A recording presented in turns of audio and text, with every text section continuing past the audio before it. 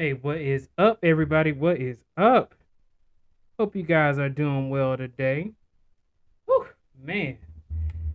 As you guys know, I had to go to the gym right quick, man. I had to get a good run in, work on my chest. Yes, today was a good day. Man, I see that we have some people up in the chat. Starting a little bit later than what I wanted to, but we are here and we're gonna have a good time, man. Let me go ahead and pull up the chat right quick to say hello to everybody. Let me go ahead and let's see who we got up in the building. Go here. 1 second, guys, while it pulls up. Pop out the chat. Do that. All right, so perfect. Let me give a big. Trying to pull it up at the same time. Let me get a big salute to First Gen Corporate. Thank you so much, man, for coming in. Really do appreciate it. We got Amethyst up in the building. Thank you so much for coming in. Chemo C, thank you as well. Says I'm jamming. I'm glad that you like the music. All right. So Wealth Engineering says great thumbnail. Who is the lady in it? We will actually be doing a. We're gonna be doing a reaction video to the CNBC Make It Millennial Money video about this woman, but I will go ahead and I'll play it in a little while. That way you can get introduced to her. So then we also got Pooh Man 313. Thank you so much for tuning in. What up, though? All right, I think that's Detroit. I think that's where that comes from. But what up, though? We also got First Gen Corporate says a 20 piece for the later start. Well, you know what? Let me go ahead and give you the applause and the salute. Thank you so much, man. Man, I don't know if y'all see this, but I am glistening. I'm sweating up a storm. Good lord. Whew. I thought that I got out of the shower. I was like, okay, I should be good. I should be good. I'm over here still sweating after that run I did. Man, you know what? Let me tell you guys this is that I don't know if you guys already know this. You know, I had some new people in the chat and also some people on the replay. But I used to be 300 pounds, and that was something that I really needed to work on. A few years ago, I let myself go, and I put myself in a terrible predicament, which where I got into point where I was 300 pounds, and I said, you know what, it's time to make a change. And ever since I said to myself that, okay, it's time to make a change, that's when I started to run more. That's when I started to walk more. That's when I started to change my diet. And now I've gotten to the point where I'm down 75 pounds, and so I'm 225 right now. I was like, okay, you know what? I need to keep this going. Right now, I've been plateaued because I'm not losing any more weight. I need to change my diet a little bit more, eat some more fruits and vegetables. But I literally just I was like, okay, you know what? My meeting ended early for work, and I was like, the first thing I need to do is go to the gym because I know I need to do this. I know I need to keep myself in shape. And I was like, okay, you know what? I know I got this live stream set up, but I gotta go ahead and get it in. I only had like um 40 minutes to actually do my workout, but we are here and I am glad I did it. It helps me to keep my mind straight. It really does. Because I find myself thinking like, okay, you know what? I have no human interaction. I work from home. I have no human interaction unless I go to the gym, and this is how I just can take care of myself, right? So that is the reason as to why I just felt compelled to do it. And matter of fact, I actually put up a picture earlier. Let me pull it up right quick. This is from my story on Instagram. Man, I am still sweating. Good Lord. Oh, 1 second. So here it is right here. This is from my story on Instagram. And this is me in a suit from the other day. But I said, you know what? Yes, my meeting ended early. Now I can go to the gym before my live stream. And that's just exactly what I couldn't just go on another day without going. Man. But here we are. All right, guys. So let's go ahead and let's get into the video of discussion today. Let me go ahead and pull that up. Give me 1 second, guys. We will be having a call-in session later on today. Let me see. Let me pull it up. We get a 1 in the chat if you're doing well today. Let's see. Let's see how y'all doing.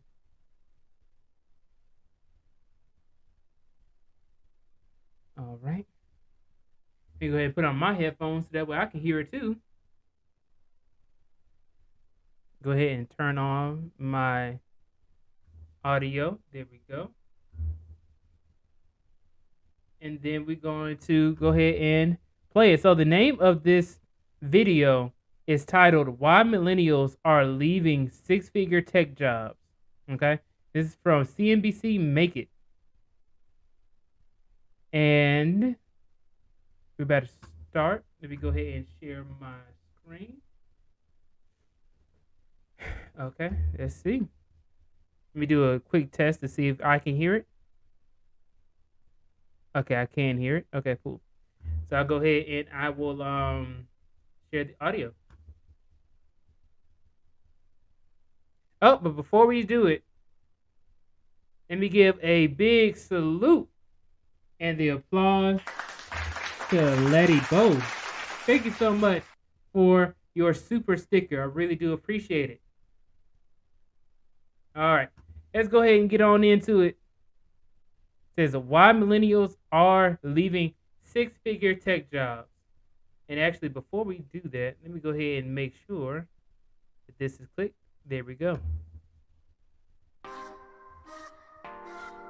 To most workers in the U.S., the perks given to those who work in tech are astounding. $2,000 to spend on a vacation anywhere in the world. $2,500 per year for student loans. $4,000 in baby cash for new parents. That on top of lavish offices decked out with in-house massage parlors. All right. I'll go ahead and let me go ahead and cut this right quick. They already started off with the top tech companies. They started with the FANG companies, right? Well, and Airbnb. So they say Airbnb gives you $2,000. $2,500. $2,500 from Google Per year for student loans. $4,000 in baby. $4,000 from Facebook. That is for the top tech companies. I mean, like, I'm sure that you can find other companies that do have perks similar to this, but a lot of them don't, right? A lot of them are like, okay, you know what? You get healthcare, you get you get healthcare, you get long-term and short-term disability, some life insurance, eyes, dental, stuff like that. You may get those types of things if you're a full-time employee. And sometimes if you're a contractor, sometimes, right? Or you may need to pay for it yourself.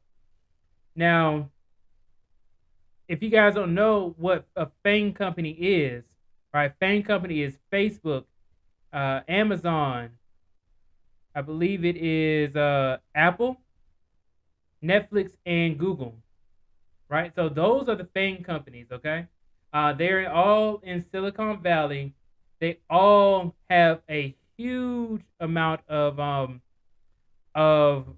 benefits and money that they give out to their employees. This is not the same experience for a lot of other people in tech. Okay, so and then even making six figures in tech is still going to take you a lot of work to be able to get to. So let's go ahead and see what else they say. baby cash for new parents. That on top of lavish offices decked out with in-house massage parlors, gyms, and cafeterias serving free restaurant-quality food. During the pandemic, in-office perks were replaced by money to furnish home offices, mental health days, and the freedom to work from home forever. In an industry fraught with competition for the brightest minds, perks have become a way to not only attract, but also retain top talent. The benefits and perks package alone, I would say probably was at least 40 or 50K. This on top of... All right. And now also, let me say this real quickly too, is that there have been people saying that they actually use these benefits to your detriment because they actually have it to where people who work at Google actually spend the night at Google. So, as an example, right? If you have all your food covered, you can eat at any time of the day or night. You can stay overnight and work if you want to. You're going to be spending so much time at work that where is your actual life coming into play? A lot of people have said that it's actually pretty bad for work-life balance because they keep you in the office with the games, with the food, with the other benefits as well, with different groups that they have after work, that it keeps you at work, right? So they get a lot of use out of their employees and contractors. Salaries that are multiple times higher than those of other industries. In 2019, the average tech salary in So we got Engineering Cannabis. Thank you so much for tuning in. He says PayPal, Microsoft, JP Morgan, and more offer these perks. See, but exactly, Engineering Cannabis is that it's not only FANG companies, but all the companies that you listed are like top companies. Everybody knows these companies, and I'm sure that there's more. I'm just saying that, not every company has these same type of benefits. But yeah, there are a lot of companies out here who, especially like Fortune 500 companies, companies with a lot of money can do stuff like this. But yeah, let's see. Also, let me give a big shout out to Gail at Night. Thank you so much, the best moderator in all of YouTube. And thank you guys as well for putting in the ones in the chat. Thank you so much. Shout out to Womanosphere versus Manosphere. Thank you so much for tuning in. Drop, thank you. Black Dub 21, thank you as well for tuning in. And we got Professor Black Ops, Cybersecurity for the People. Thank you so much. Let me give you the big salute. All right, so let's continue on.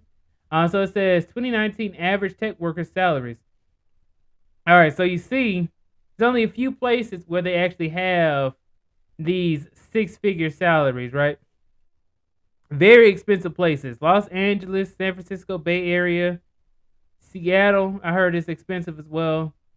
I don't know about Denver, Colorado. I'm not sure. Austin, Texas, Chicago, Washington, D.C., I heard is extremely expensive. New York is extremely expensive. And then they have Boston. All right. in the U.S. was $146,000. That's almost 3 times the median salary of public school workers, who made up the largest industry of workers in the country in 2021. But even those swanky office spaces, 6-figure salaries, and unlimited time off are not enough to keep some millennials from leaving their tech jobs. I expected kind of this perfect work environment, but it was ultimately still a big company with a lot of those same corporate problems that you get in a large company. Hi there, can you hear me? CNBC spoke to several people who left their lucrative tech jobs to ask them one question: why? Free team building trips to Hawaii and private concerts aside, the tech industry can be stressful. I'm curious, was there a moment for you when you started noticing that like some of the perks kind of start losing their luster? A lot of these companies have unlimited paid time off, which sounds amazing, right? But what happens in practice is a lot of people take less than you would otherwise. They serve dinner every day, but they serve it really late. So if you want the dinner, you got to stay at the office, you know? So it's things like that where it's a good perk, right? But there's something about it that's like it makes you work more. Aaron Jack landed a coveted job at Uber as a software engineer in 2018. All right, so he said Aaron Jack. So shout out to Neat Anakin. Neat Anakin says that Uber guy looks like a tech YouTuber. Can't remember his name now. He probably is. A lot of people switch from these six-figure tech companies to going to YouTube, right? And some of them go full time. First Gen Corporate says New York City is more expensive. In some regions, Bronx and Long Island is cheaper. DMV is expensive. Believe housing is above average. All right, I believe you. Yeah, Luke Hazley. Shout out to Luke Hazley. She says the standard of living here in California requires such high salaries. Hey, how you doing? But yeah, I understand. We might have to have some high salaries over here in Atlanta because the gas is gonna cost you $100 a week to get to work. Matter of fact, I want to show y'all before we even go on with this video. I need to show y'all this before we even move any further. I had to stop the show. Go ahead and get the record scratch. Oh my gosh. Let me pull it up right quick for y'all because I thought I'd never see the day when something like this will happen. Let me see. Oh my gosh, I just had it. Here it is. All right, guys. Are you ready? Look at this. Look at this. It says Klarna will allow customers to purchase gas in installments at participating gas stations. Oh my gosh. Can y'all believe that? They putting the gas on layaway. You have to literally pay. Oh, hold on. Not that. You have to literally pay so much money. But yeah, it says you can actually says fill up now, pay later. Gas up, pay over 6 weeks. 6 weeks? I don't know if y'all hear me. 6 weeks to pay off some gas that you probably already used up the first week. I'm just like, man. And you see my comment, I said, put that gas on layaway. I was like, but it says, if you're struggling purchasing gas due to the high cost, popular platform Klarna has a solution. The company is allowing customers to purchase gas in 6 installments at Chevron and Texaco gas stations. Klarna pay later option requires you to create a digital in-store card in their app. Can y'all believe that, man? That much money for some gas. I am befuddled. They bamboozled us. I'm gonna have to just use some words that start with a B. All right, let's get back into the video. After going through an intensive coding boot camp in San Francisco, I guess I never considered that you could even get into something like Uber or Google. I thought those were kind of like reserved for, really elite individuals. Matter of fact, he says he works at Uber, right? He says he works at Uber. That means, is it even financially viable to even work for Uber, to be an Uber driver, because you have to pay so much in gas? I used to be an Uber driver, and I used to be a Lyft driver. That was so much of your money going straight to gas. I have never had a day where I made $100 when I was an Uber driver. I would go on for hours, and I would make probably like $50 at the very most in a day. And that's not enough money even for a full tank of gas. But then you're gonna be driving for like 5 hours. You know what I mean? Like, and then you don't even get paid for actually getting to the person. Yeah, and Stefan, they actually did a breakdown. So thank you so much, Stefan, for making that comment. He says driving for them sucks, and it does. But I needed the money, man. I was desperate for some money back then when I was an Uber driver. And then you know what? Another thing is that you had to pay for the wear and tear on your car, and then you also have to, you have to pay for the gas, and then you have to pay for the insurance. You have to pay more for your insurance because you're working with Uber. At least that's what they told me. Right? They told me like, oh, you're gonna have to pay some extra money, if you ever work for Uber because you're gonna be driving more. Right? One of the most dangerous jobs that there is being a truck driver. Probably one of the most dangerous. And the reason why is because you're driving for extremely long amounts of hours, right? You just on the road all day, all night, a lot of the time. And that's the reason why they ranked it one of the most dangerous. But as an Uber driver, you're putting yourself at risk. So and then now it's going to be unaffordable for the Uber drivers, and it's also going to be unaffordable for the people who are paying for that service. Imagine not having a car and living in Atlanta. As an example, Atlanta is not a commuter front. Well, it's you need to have a car, right? You cannot be a pedestrian in Atlanta and then expect to be able to get places. Everything is at least 30 minutes away from each other, and it takes an hour at least to get there. If you work anywhere where it makes any decent money, you need to have some sort of vehicle to get you there because the transit system, we only have MARTA, but we don't have MARTA everywhere, right? So if you're going to Marietta or if you're going over to um, Lithonia or something like that, you don't necessarily need to you can't get to those places via MARTA. All right, so let's go ahead on and get back into this.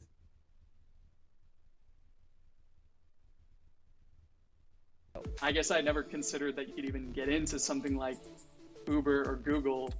I thought those were kind of like reserved for, really elite individuals. Jack says that Uber was the best job he ever had. But being a part of an industry that thrives on efficiency and innovation meant the pace could be unrelenting. Started out really great because I was new, I was just learning everything, right? But the longer I actually stayed, the more, the responsibilities kept kind of increasing on me because I became a critical member of my team. I felt kind of stuck because you get motivated to finish and you're like, oh, I'm stressed to meet this deadline. But then you're almost on a treadmill where you like finish and then you just get a new project. Anna Arsentieva worked as a software engineer before leaving in December of 2020. I got my things there. I'm about to head out from the building.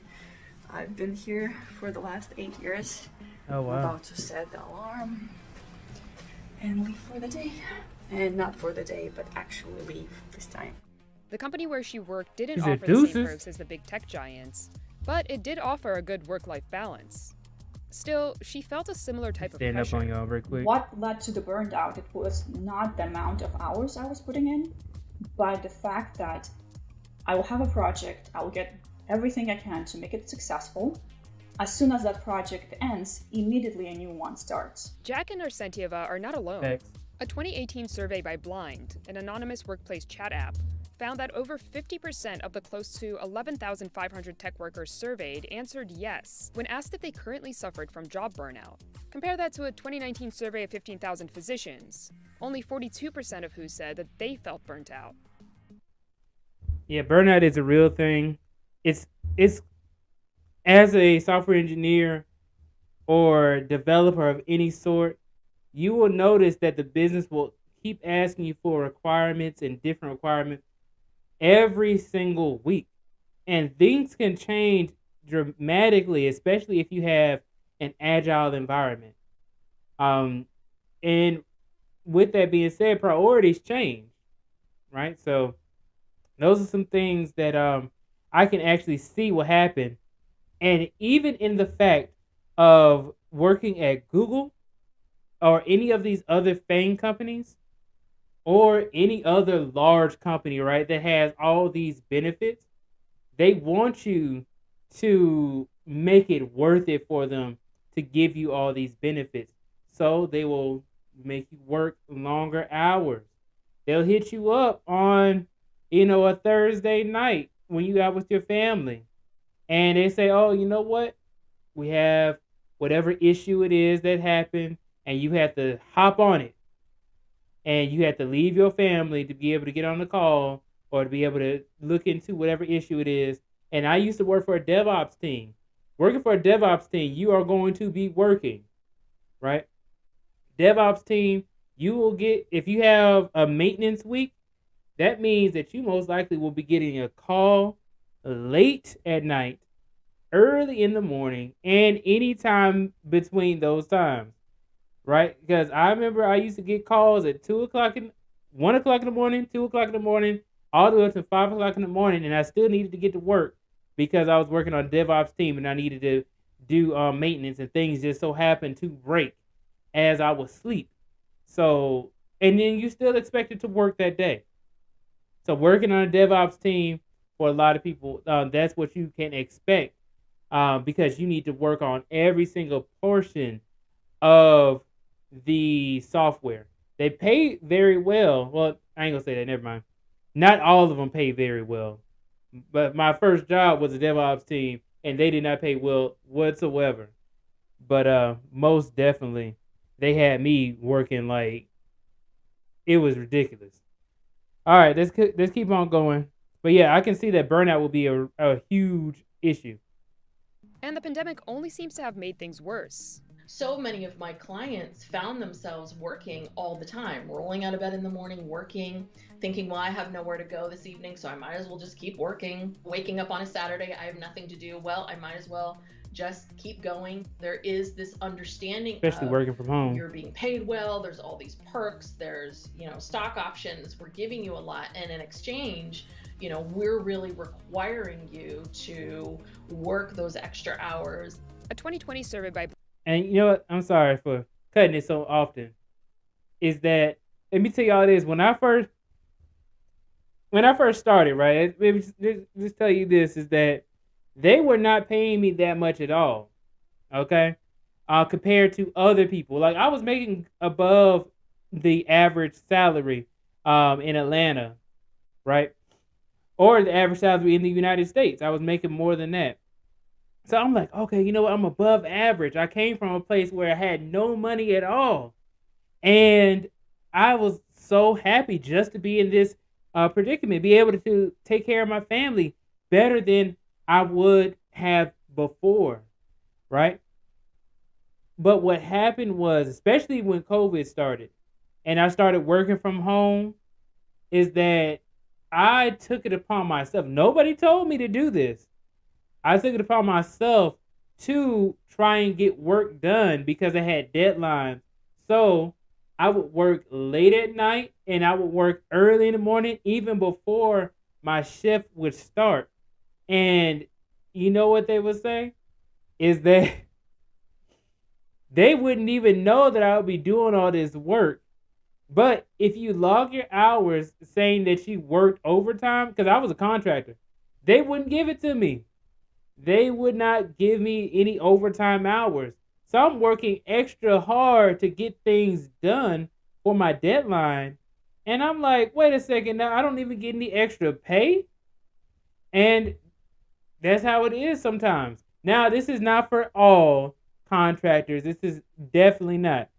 This is more so going to be like this for if you have like a contract, a higher position, or if your company just for whatever reason does not offer contractors that overtime hours. You know what I mean? It's gonna depend, right? Some companies do, some companies don't. But yes, that is most definitely what will happen, is that you'll work extra hard to get something done and you won't get any more pay. Especially for full-time employees, it is expected that you will not get any overtime hours or anything like that. And see, Professor Black Ops, he's different, right? He's proving my point, is that Professor Black Ops, he says, I got all my overtime before the billions and time off because you signed a good contract. You over here with over 30 years of experience, Professor Black Ops, man. They over here doing us dirty. Well, they ain't doing us dirty over here. They, I signed up for it. So I guess I can't say I'm getting done dirty or nothing like that.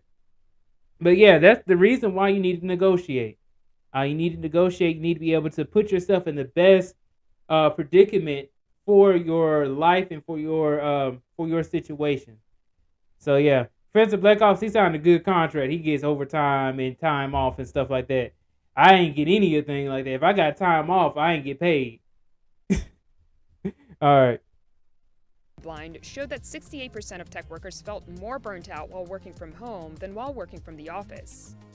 The survey included over 3,000 employees working at companies like Amazon, Microsoft, Facebook, Apple, and Google. Beyond the day-to-day pressure, some said stagnation played a role in their decision to leave their tech jobs. I was looking at the trajectory of the job over time, and I didn't really see the growth opportunities I wanted.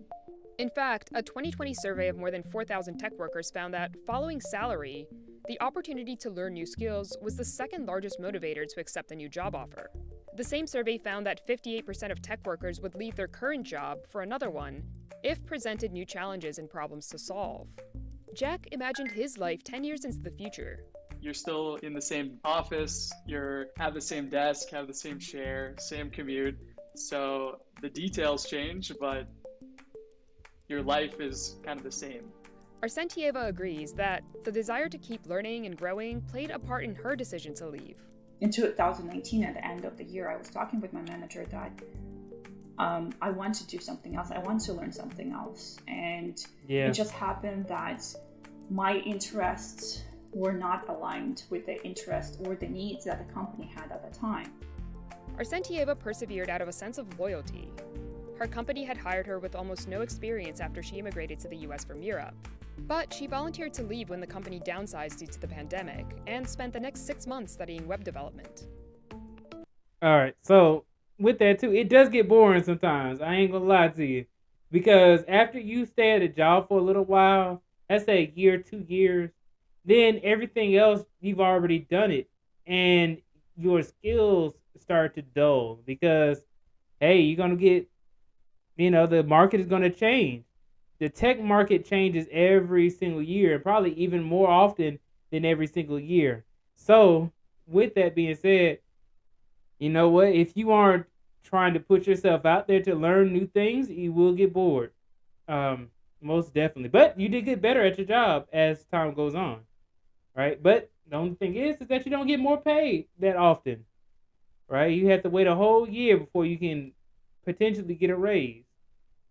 So we got engineering candidates that says nope, time off and government holidays with overtime pay. See what, man? You know what? That just depends. It really just depends on the place where you at. Let's see. Light Bearer Council says, LOL, I did 24 hours at work. They just said, take time off tomorrow. LOL, no overtime. See? It's different for everybody, man.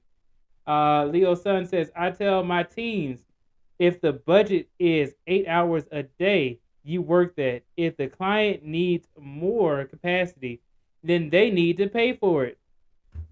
Most definitely. All right, let's continue on. Oh, and then Leo Sun says something else. Leo Sun says, there are times when I have contemplated pulling an all-nighter to get caught up on work, easily 12 hours a day. Yeah.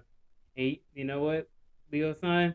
Just like how you said later on, don't work it if you're not getting paid for it. Do not work for free, guys. Do not work for free. Claire Shapiro joined Google straight out of college and quickly began pulling in a 6-figure salary. But after years in a number of different roles, she felt stuck in the tech bubble. I heard from so many other people that had other diverse experiences outside of Google, that you can't really fully appreciate Google or you can't really understand without having this kind of other context. It did feel. Oh, and another thing about Google specifically is that Google has a lot of internal tools. So that means you don't know how to use other tools, right? I mean, obviously, if you have a job at Google, you can get pretty much any job that you want to. Almost guaranteed. Almost. I'm, not going to say 100%. But if you can get a job there, you can get a job anywhere. And with that being said, you're going to be kind of left behind when it comes to other technologies, because you know what? Just because you work at Google, you know what? You don't know how to use third party tools, right? They don't even tell you what type of tools that they use. I heard that they're pretty cool though. All right. Feel like, well, wow, if I don't leave now, I could stay here for the rest of my life. In 2018, Shapiro took a 50% pay cut and moved to Belgium for a new position as a design consultant for the Board of Innovation. I thought, That's a lot. I think the work that I am doing is not energizing me to the fullest, and I think I could probably find that potentially outside of Google, and I did. The tech industry is... So that kind of goes against what I was saying, is that's Elon Musk. Shout out to Elon Musk. We're going to be putting a whole bunch of money towards them Teslas. So she actually took a pay cut. That kind of goes against what I put in the title. I was like, they leaving the 6-figure jobs to get to the bag. She over here lost some of the bag. She lost like $50,000.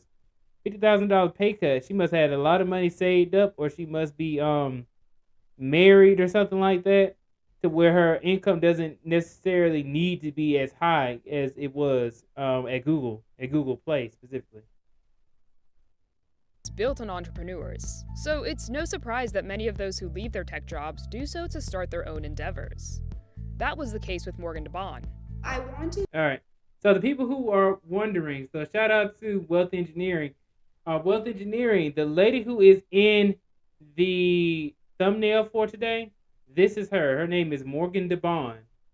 Okay, so shout out to Morgan. To be an entrepreneur full time. I wanted to move fast and not get too attached to having, a nice six-figure income at such a young age. Like Shapiro, DeBon started working at Intuit right after college and quickly moved through the ranks. But working as a product manager, she noticed a blind spot in the products that she was helping to develop.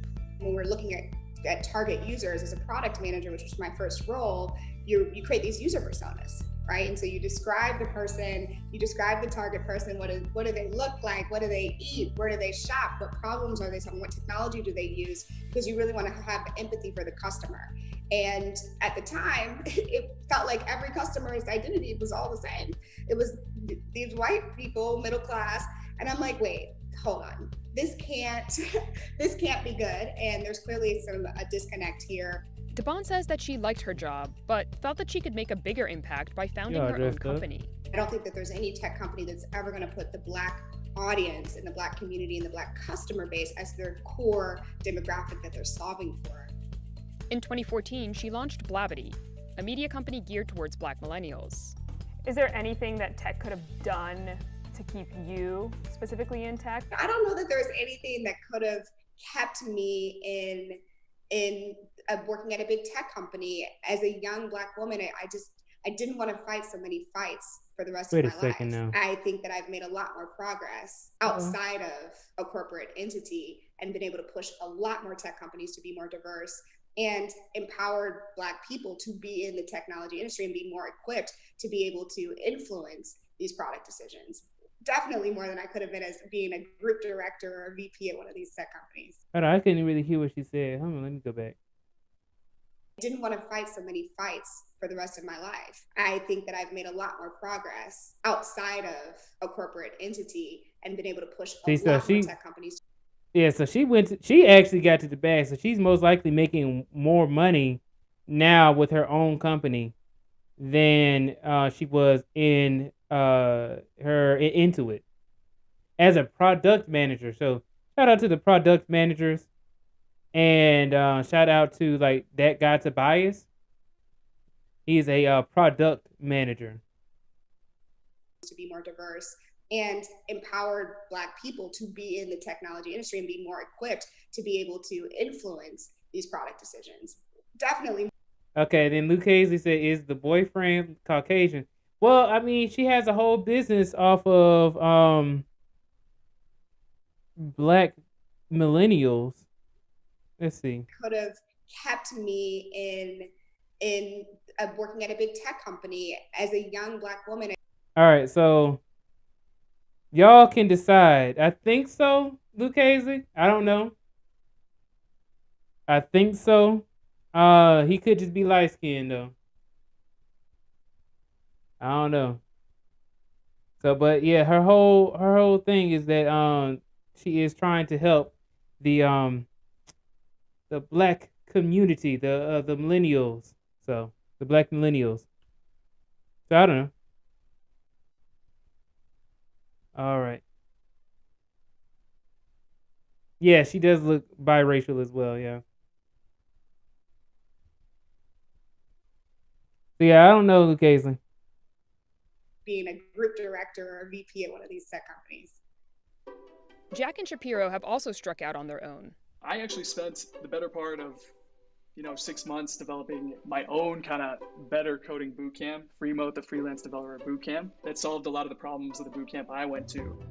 Although Shapiro still works on some projects with the Board of Innovation, she has also found her calling as a freelance product and business designer. Let me pull this up.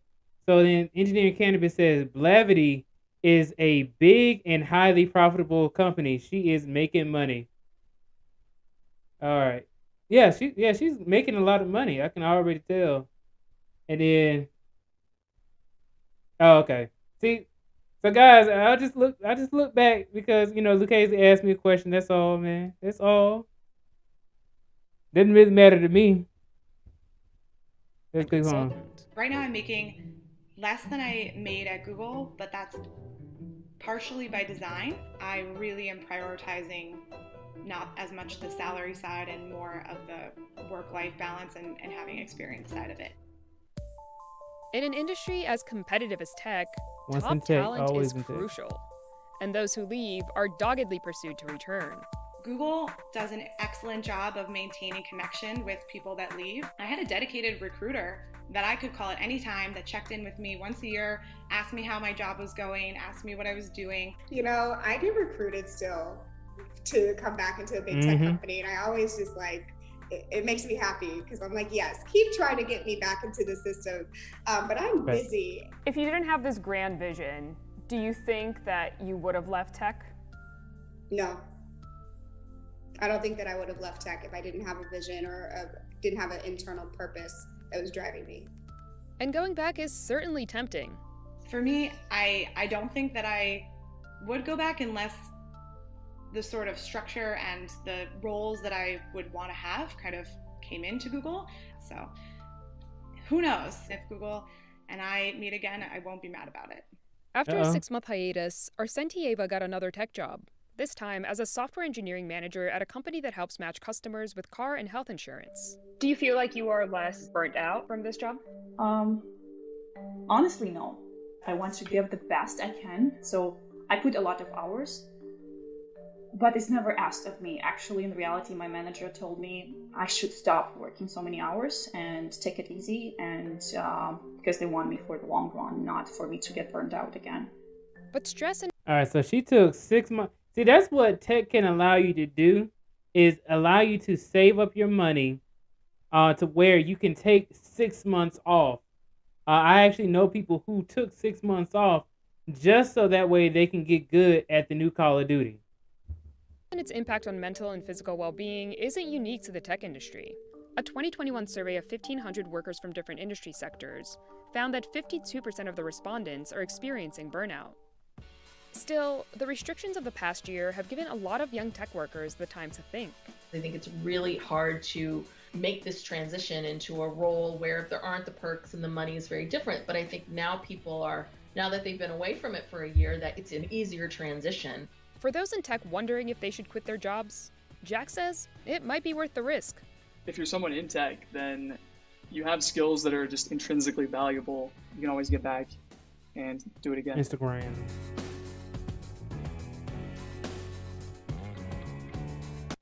All right, so perfect. You were able to get through this video. Please go ahead and check it out. I'll go ahead and link the original video here. Actually, you know what? Let me do this right here. You guys should be able to go to the original video. Let's see.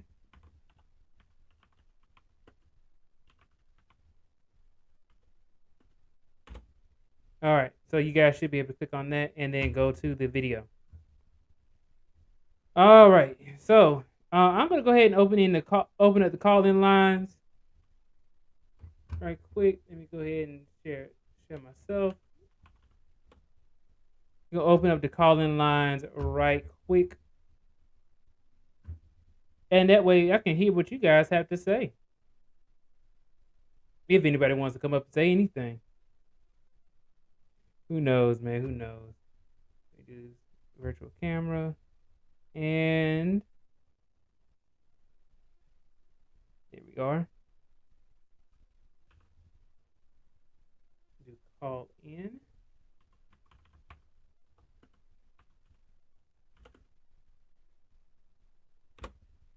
There we go. So here goes the call-in link. I'll go ahead and pin it to give my mods a little bit of a break with having to post it. And let's see who wants to call in.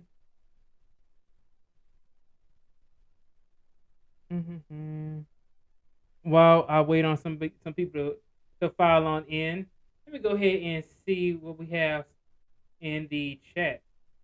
So we got Engineering Cannabis. He says, you are responsible for work-life balance. You determine your boundaries at work. Don't call me after 6 p.m. and weekends. Yes, sir. Turn off that phone as soon as possible. Uh-oh. Guess who we got up in the building? And by no surprise, we have my main man, Professor Black Ops. What's going on, man? Shout out to Engineering Cannabis, man. We not signing no bad contracts, man. We trying to hip you to the game. Go ahead and hip us to the game, man. Go ahead and hip us to the game, because we need it. That's the whole purpose of really this channel, to be honest with you. Putting people on game, helping people out.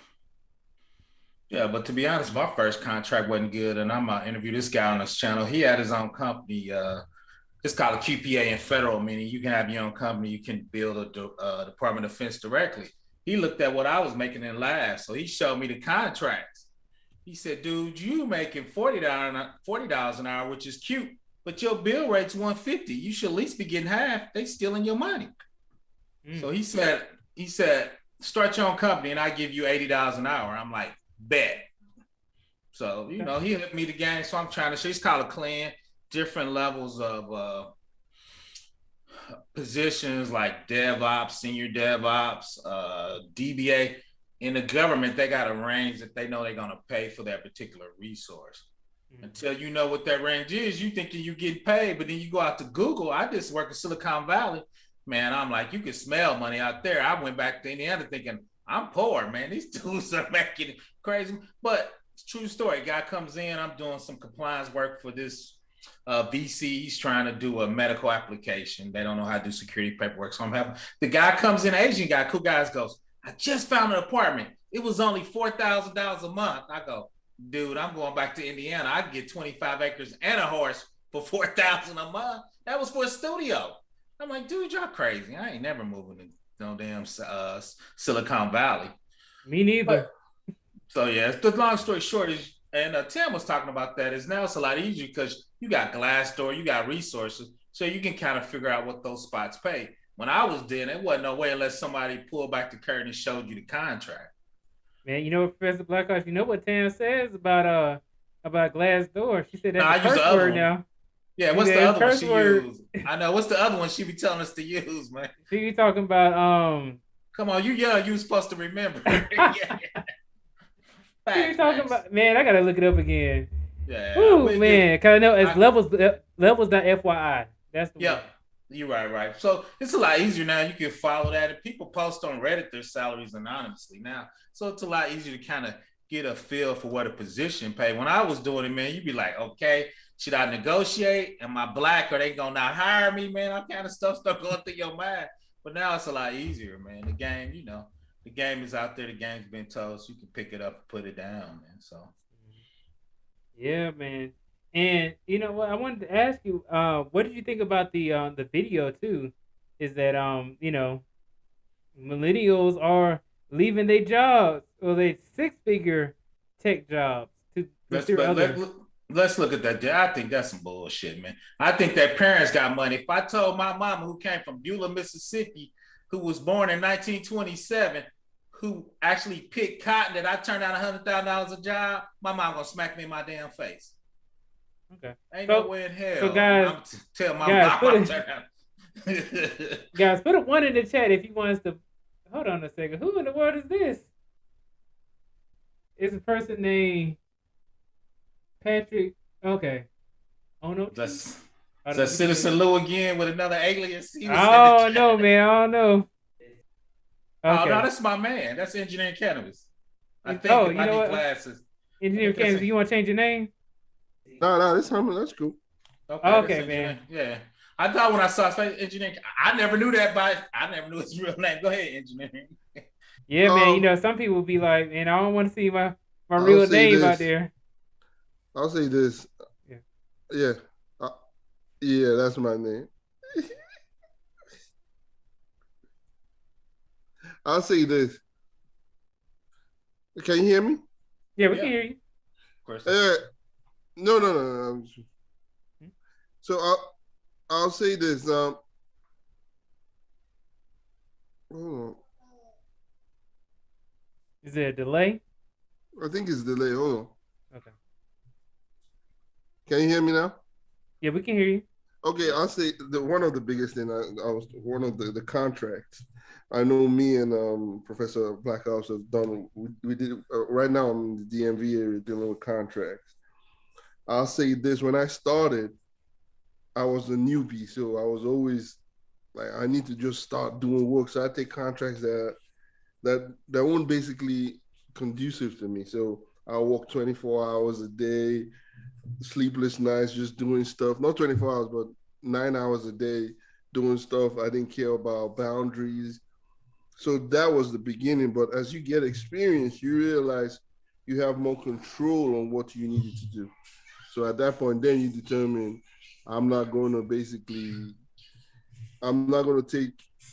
take it lightly. I'm going to have boundaries. So right now, by 5, 6 o'clock, my phone is off.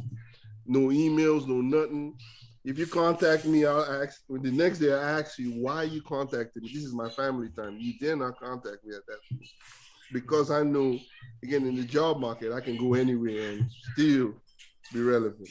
So it's a skill thing.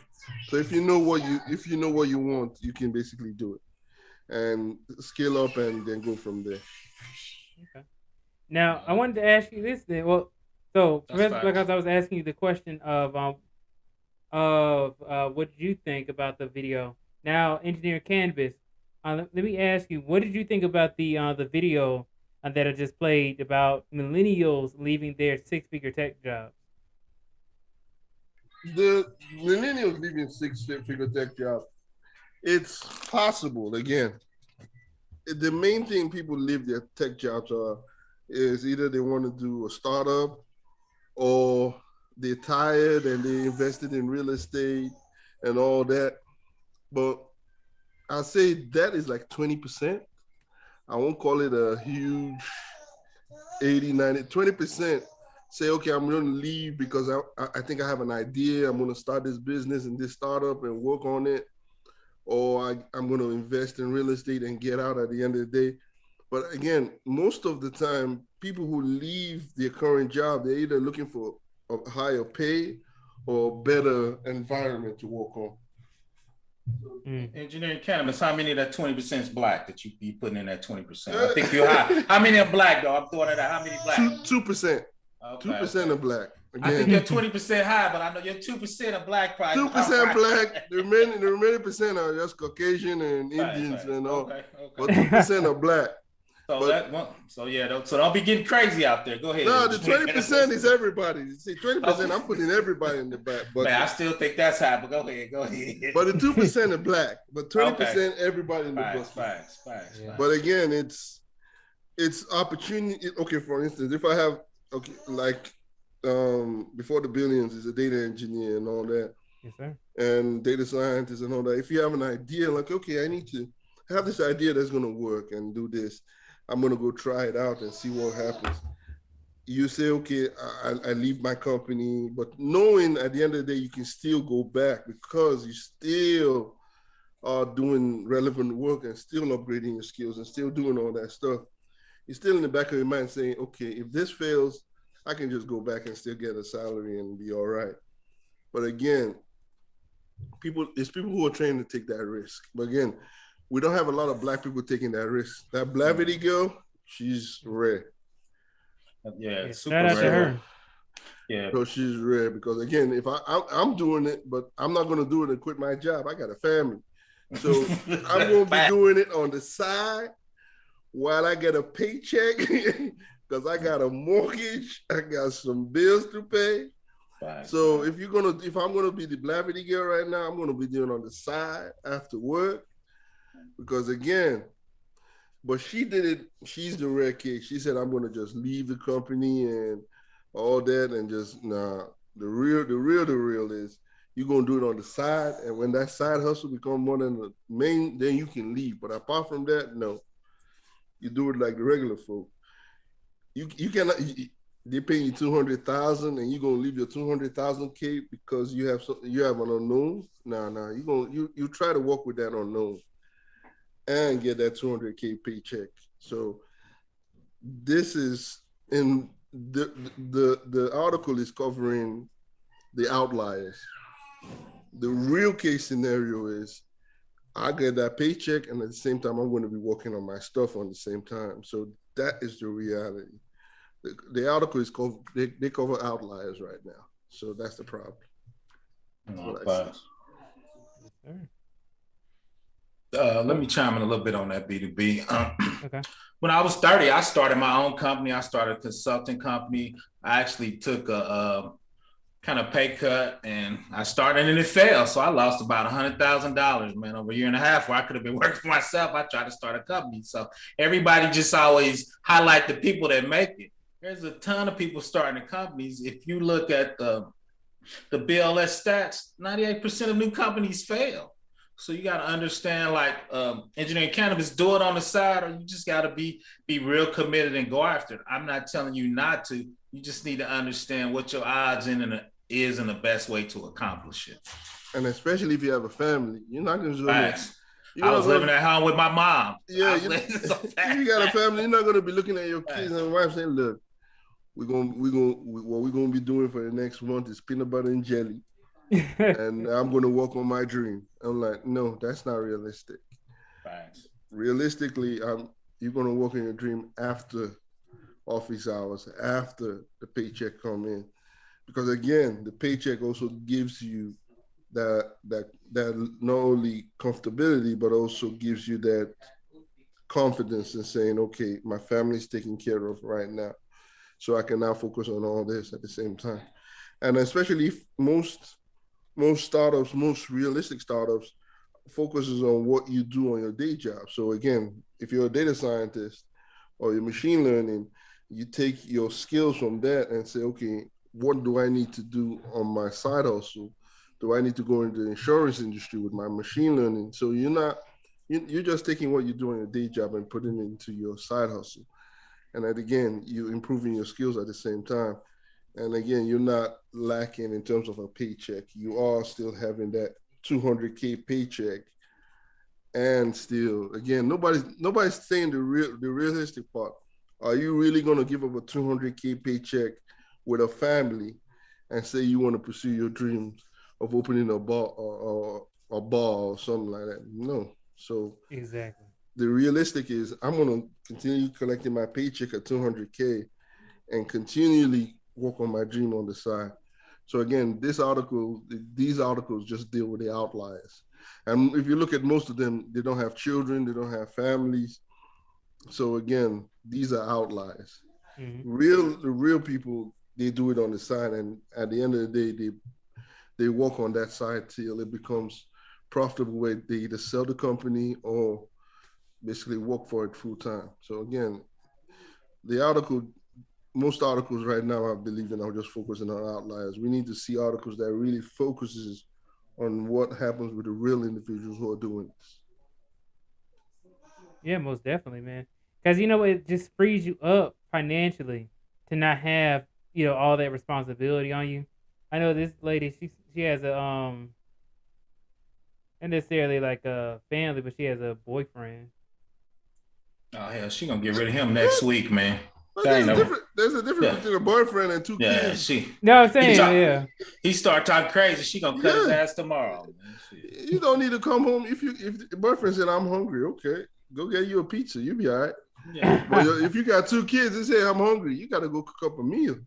So facts. So you can't just get a pizza all the time. Yeah, it'd be expensive. You can go out there and get oodles and noodles, and he'll heat up some oodles and noodles, some eggs. You'll be all right. But with kids, they have to be nutritious. They have to be taken care of, read to, doing all that. So these are stuff if you have a family, these articles don't talk about it. And there are a lot of family men who actually, or family men and women who actually start businesses while they hold families. And these articles need to focus on that. Okay, what are the failures? Well, how did you overcome this? What did you do? Yes, you left tech, but how did you leave it? Real estate, what did you do?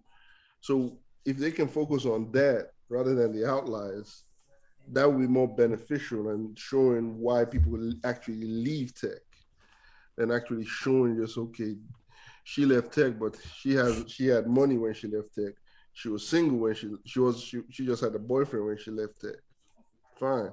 The other white dude, I know his channel. He's in Poland or somewhere.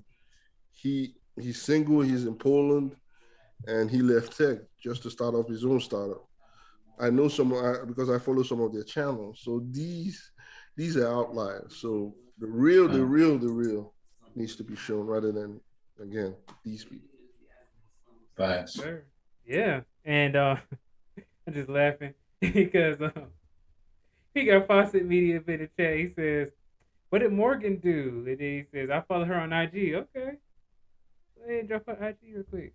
All right. So we are going to, if you guys don't mind, do you mind if we go through a little bit of this video and then we can just react to some of it as well?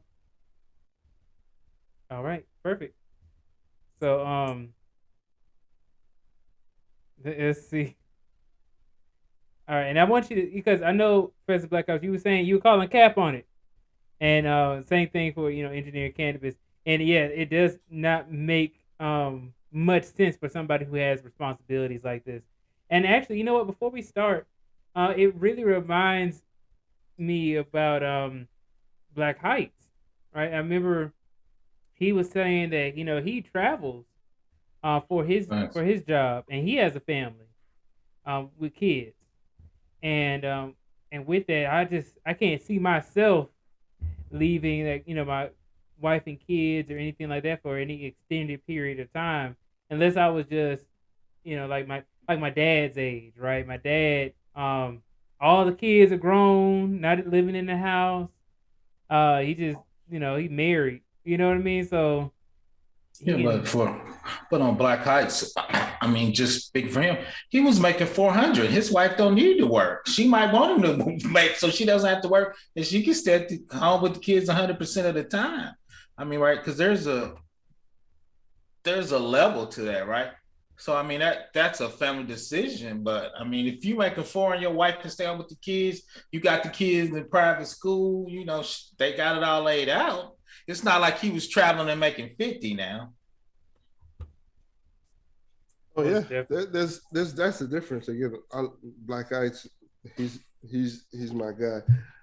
He is a typical example of where people wouldn't like to progress to. Family man with a lot of ambition, a lot of basically drive to succeed and get more money. So again, is it unique? Is it uniquely into it's how the Black culture, and this is not how it is in our culture right now.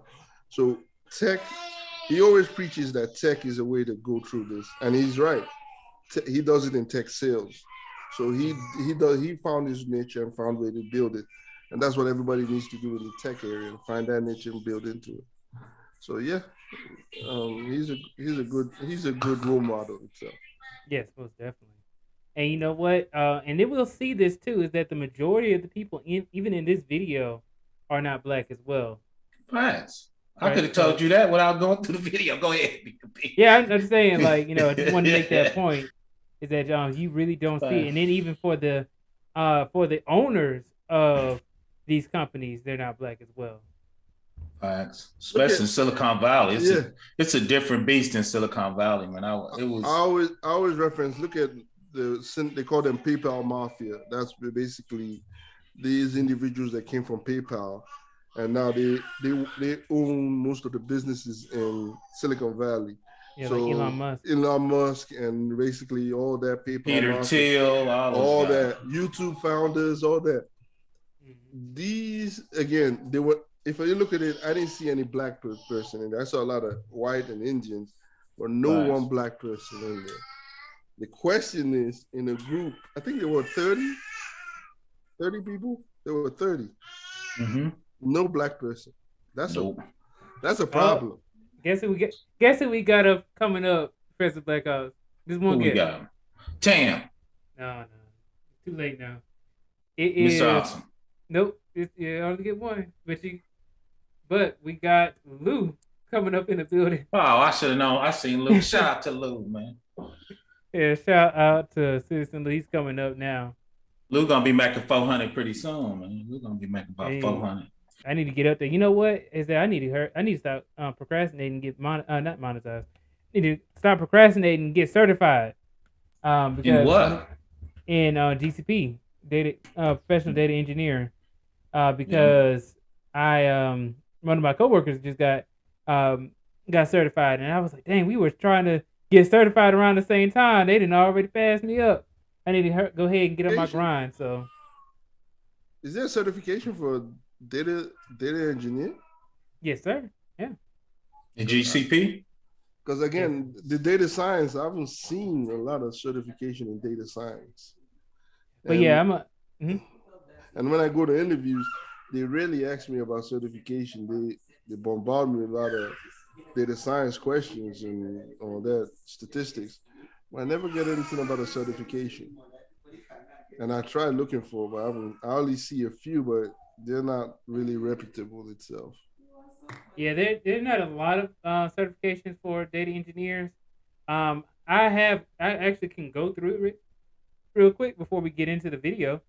But I'm sorry. I can go into it real quick. Let me do that. Because let's see. Certifications for normal people.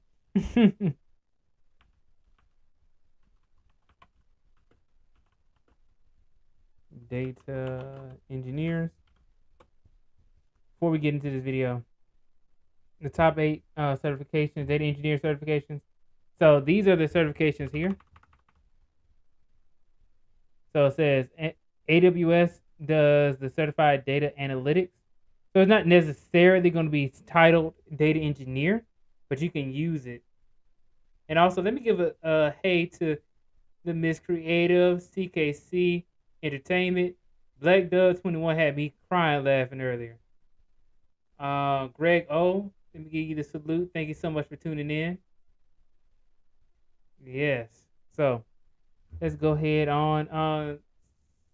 Citizen Lou, are you there with us? He's up here, but he's not connected. Oh, he left. Probably has some issues. But yeah, so we have the AWS certification. We got Cloudera, Data Platform Generalist certification. Data Science Council of America. So the DASCA Associate Big Data Engineer. And then also the Senior Big Data Engineer. Google Professional Data Engineer, which is the one I'm going to be looking into getting. And then, and also, I'll say this, is that certifications are not required to be a data engineer, right? It is not required for you, but it can help you stand out amongst the crowd. So that's primarily the whole purpose of getting the certification. You got the IBM Certified Solutions Architect, Cloud Pack for Data, version 4, Data Warehouse version 1, and then we also have the SAS, Certified Big Data Professional. So for the people who just want to listen in the background, I've read it out for you. These are the top 8 data engineer and data architect certifications. Yeah, that's nice. Yeah, so let's go ahead on.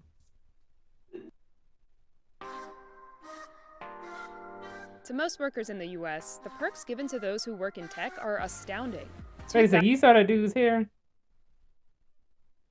Oh, you can only find this in the tech industry. Nice. Oh yeah, man. I've seen when I worked in one of the national labs, I saw dudes with tattoo sleeves. They wear short shorts, sleeves everywhere, and they're the most brilliant quantum physicists I've ever worked with. I mean, they got tattoos everywhere, but when you sit down with them, they will tell you everything about physics and quantum, and you'll be like, wow, you actually dress like this, and they make the most money in the company, and nobody questions them in anything. So yeah, but if you're a black dude, don't do that. White dude, if you're black, please don't do that. It's already hard enough. Facts. It's already hard enough. Don't do that. Your white dude can get with it. Man, but it don't matter if you in tech and you get. If it don't matter, please don't do that. Your white dude, go ahead. Yeah, that's you. But black dude, don't do that. Yeah. So then, the Mixed Creator says, "What's the salary?" I think you're referring to what's the salary after you get the certification, I believe. And your salary can go up more than $10,000. Well, depending on how much you're making now. But yeah, so let's say in Atlanta, right? If you get certified in any of those 8 certifications, you could potentially get over a $10K bump, leading you into the 6 figures, depending on your experience level. So I would expect 120. I'm not gonna give you a guaranteed amount, but around that range if you get certified, right? And that's not guaranteed because you can most definitely get into a bad contract like I did. Okay. Facts. To those who work in tech are astounding. $2,000 to spend on a vacation anywhere in the world. $2,500 per year for student loans. $4,000 in baby cash for new parents. That on top of lavish offices decked out with in-house massage parlors, gyms, and cafeterias serving free restaurant-quality food. During the pandemic, in-office perks were replaced by money to furnish home offices, mental health days, and the freedom to work from home forever. All right, so we got Citizen Lou up in the building. Citizen Lou, how you doing today?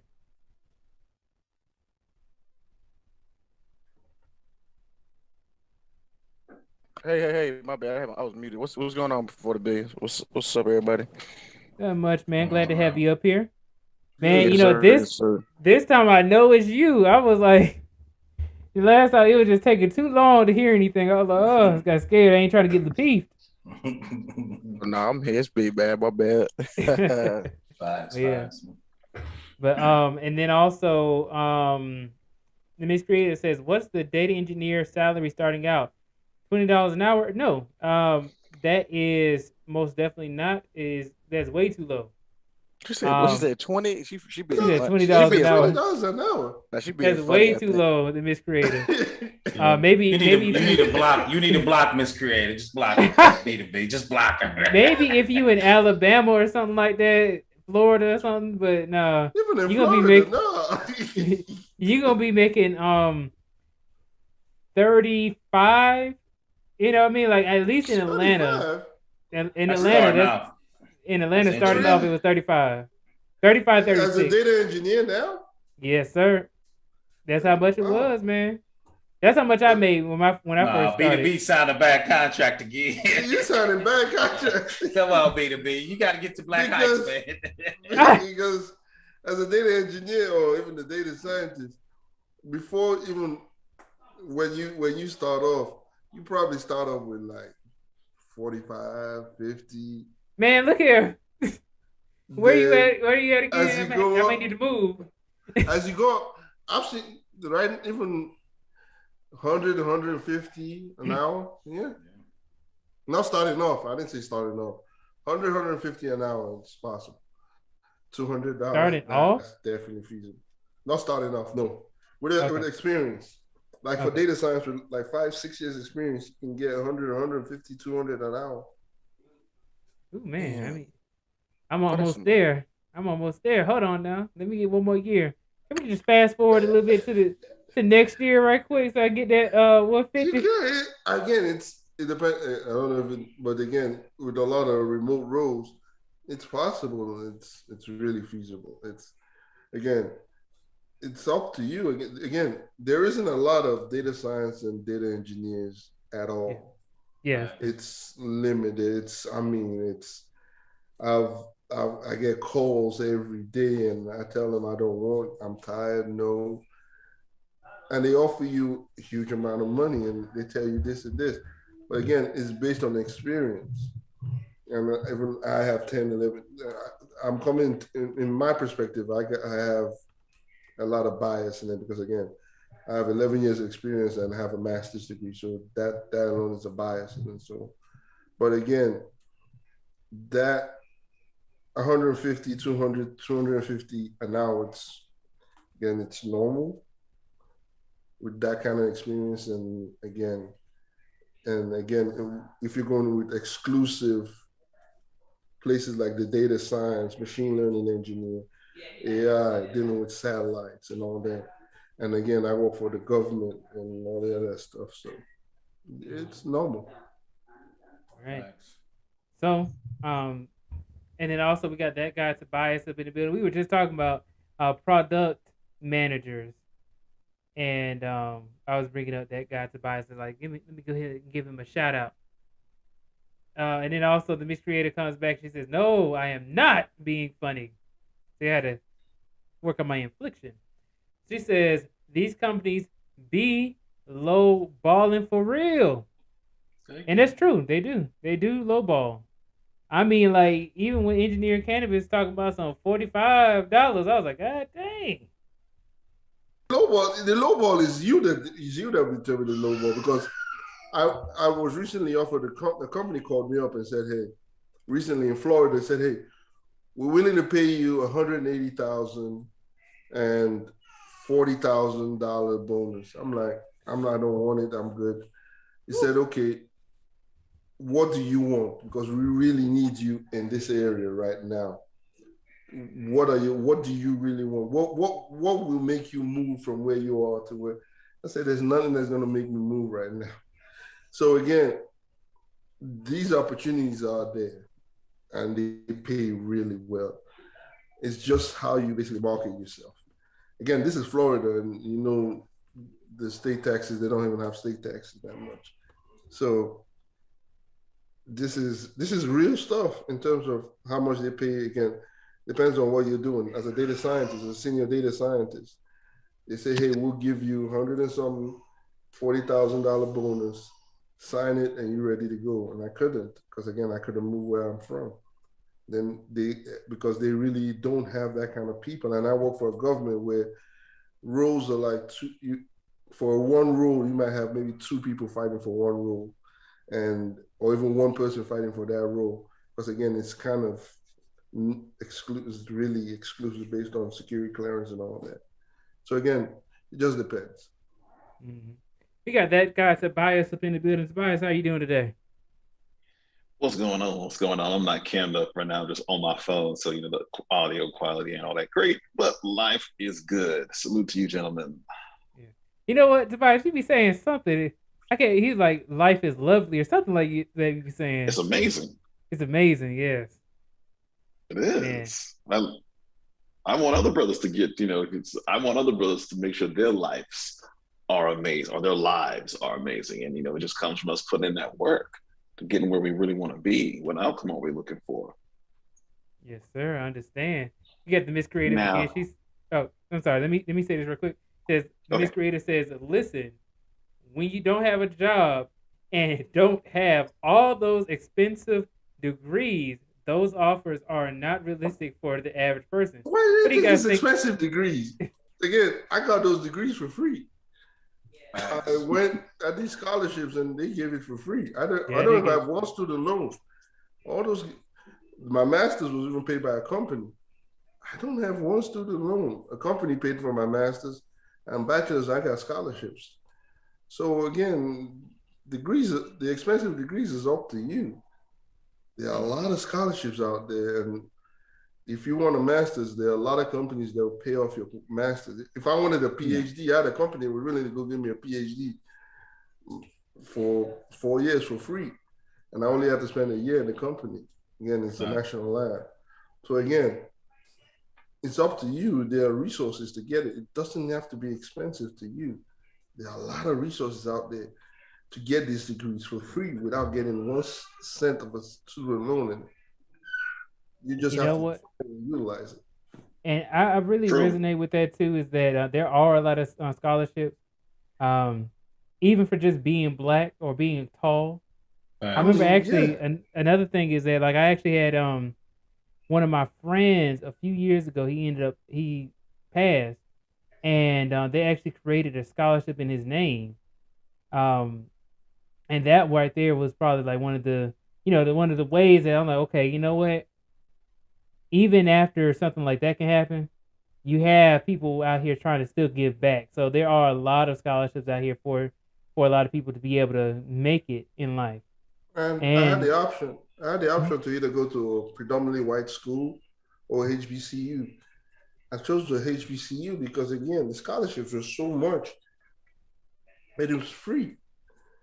And again, I chose, and again, everything was free. Even money to eat, I had to just do some lab works. I worked in the lab with professors and helped them with research, and they paid me a stipend. So again, there are resources out there for anybody who wants to go to school. And again, I always say you just need to go in and ask questions. I just go to my professor and say, look, I'm broke. I don't have a cent in my name right now. Do you have any do you need any research help, or over the summer I can help you with? And that's how I got money. Mm-hmm. And again, scholarships and everything, and I had money too. So again, it's just applying. And you think it's only, you can, if you have a bad GPA in high school and you start as a freshman, you can make up that GPA while in college. You can make up a GPA in your sophomore year and then apply to scholarships. So again, you're not limited. You're limited in your mind. Again, if after school, and if you see, hey, I want a master's, you think you're going to call your company up and say, hey, I think this master's is going to help you and the company. And most companies will tell you, you can either sign a 1-year contract to stay with them or a 2-year contract. Okay, give me my master's. After that, after 2 years, I'm a free agent.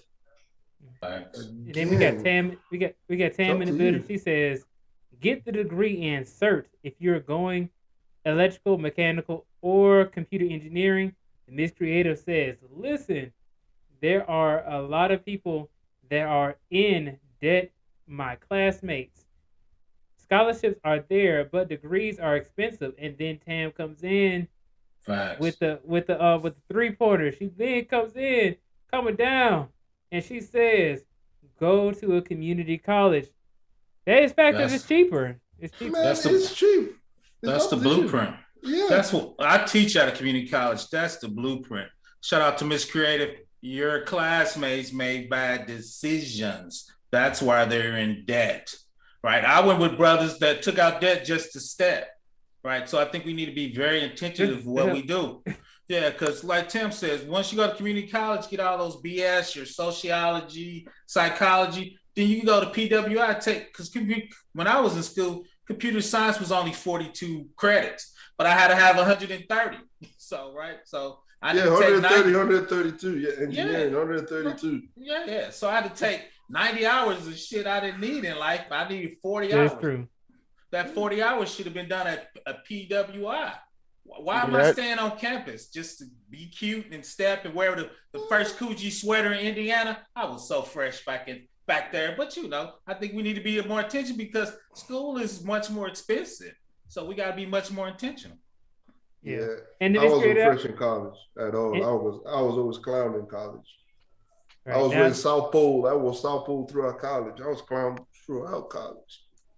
Right now, let me say this, Miss Creator. I feel you. I see what you mean, but we try to be kind of on the optimistic side too. Yeah, that's kind of why we are giving more options and stuff like that. Like even for because all this stuff is available for all people, right? That's the reason why it's available for all people to be able to do all these things. And I know that people are not going to take advantage of these opportunities, which is why we're highlighting them. It's not to say like that some people are disproportionately affected by poverty or their mindset or whatever it is. We understand it's just we're trying to be giving them the resources. Let me jump on that poverty. In the 80s, when I went to school, you went poor. They used to give you a big ass Pell Grant. They don't give you that. Oh, yeah. So sometimes poverty helps. My Pell Grant was fat. Then shout out to engineering cannabis. I worked in a research center making $100 a week. I was the man in college. Peace on me, man. I got the Pell Grant too, man, and it helped out tremendously. If you have a professor, just go up to your professor. There were some scholarships. I didn't even know existed, transportation scholarship. I'm like, they give you $10,000 a semester just to basically sit down for 1 hour class and transportation for the whole semester, and they give you $10,000 for a transportation class or for a transportation scholarship. That was it. I hooked my brother up the same way. Once I was leaving, I told my brother, hey, hit that scholarship. Just go for a class for 1 hour, get you a $10,000 scholarship from transportation, you're good to go. And that's how it is. It's go to your professors. They know more where the money is. They know where the scholarships are. They know where the grants are. They hook you up with research grants. They hook you up with research money. Basically, in grad school too. Go if you work if you're at your job, most of your jobs will give you money for your masters. If you're doing an engineering master's, most companies will gladly pay off for an engineering master's or any kind of STEM masters itself, even an MBA. So again, it's up to you. There are opportunities out there. You really don't need to basically fret or say, oh, I don't know how I might get it. Just start asking around, talking to people. How did you get it? How did you do this? How can I pay for this? And most people will gladly give you that information. And then also, just so that way we can get some more resources for people. I've looked up how to actually qualify for the Pell Grant. What are the requirements? How do you apply? You do the FAFSA. I always say it wrong. I say it's FAFSA, but FAFSA. Yeah. And then after you do that, then they can assess how much money you could actually get back as well. And actually to see if you're actually poor, right? So I was able to get it. And then it says amounts can change yearly. The maximum that you can get is $6,495. All right, so that's how much it is for the maximum. That helped me out tremendously with going to Georgia State University, where it was like $3,000 for the tuition and fees. Miss Creative, there's a lot of scholarships for African American women who want to go into tech. There's a lot of scholarships, a lot of grants. Checking government websites. There's a lot. When I was in grad school, I met a girl who applied to an FDA loan that paid all her grad school. All she had to do was every summer she had to go work in Washington, D.C. for the FDA.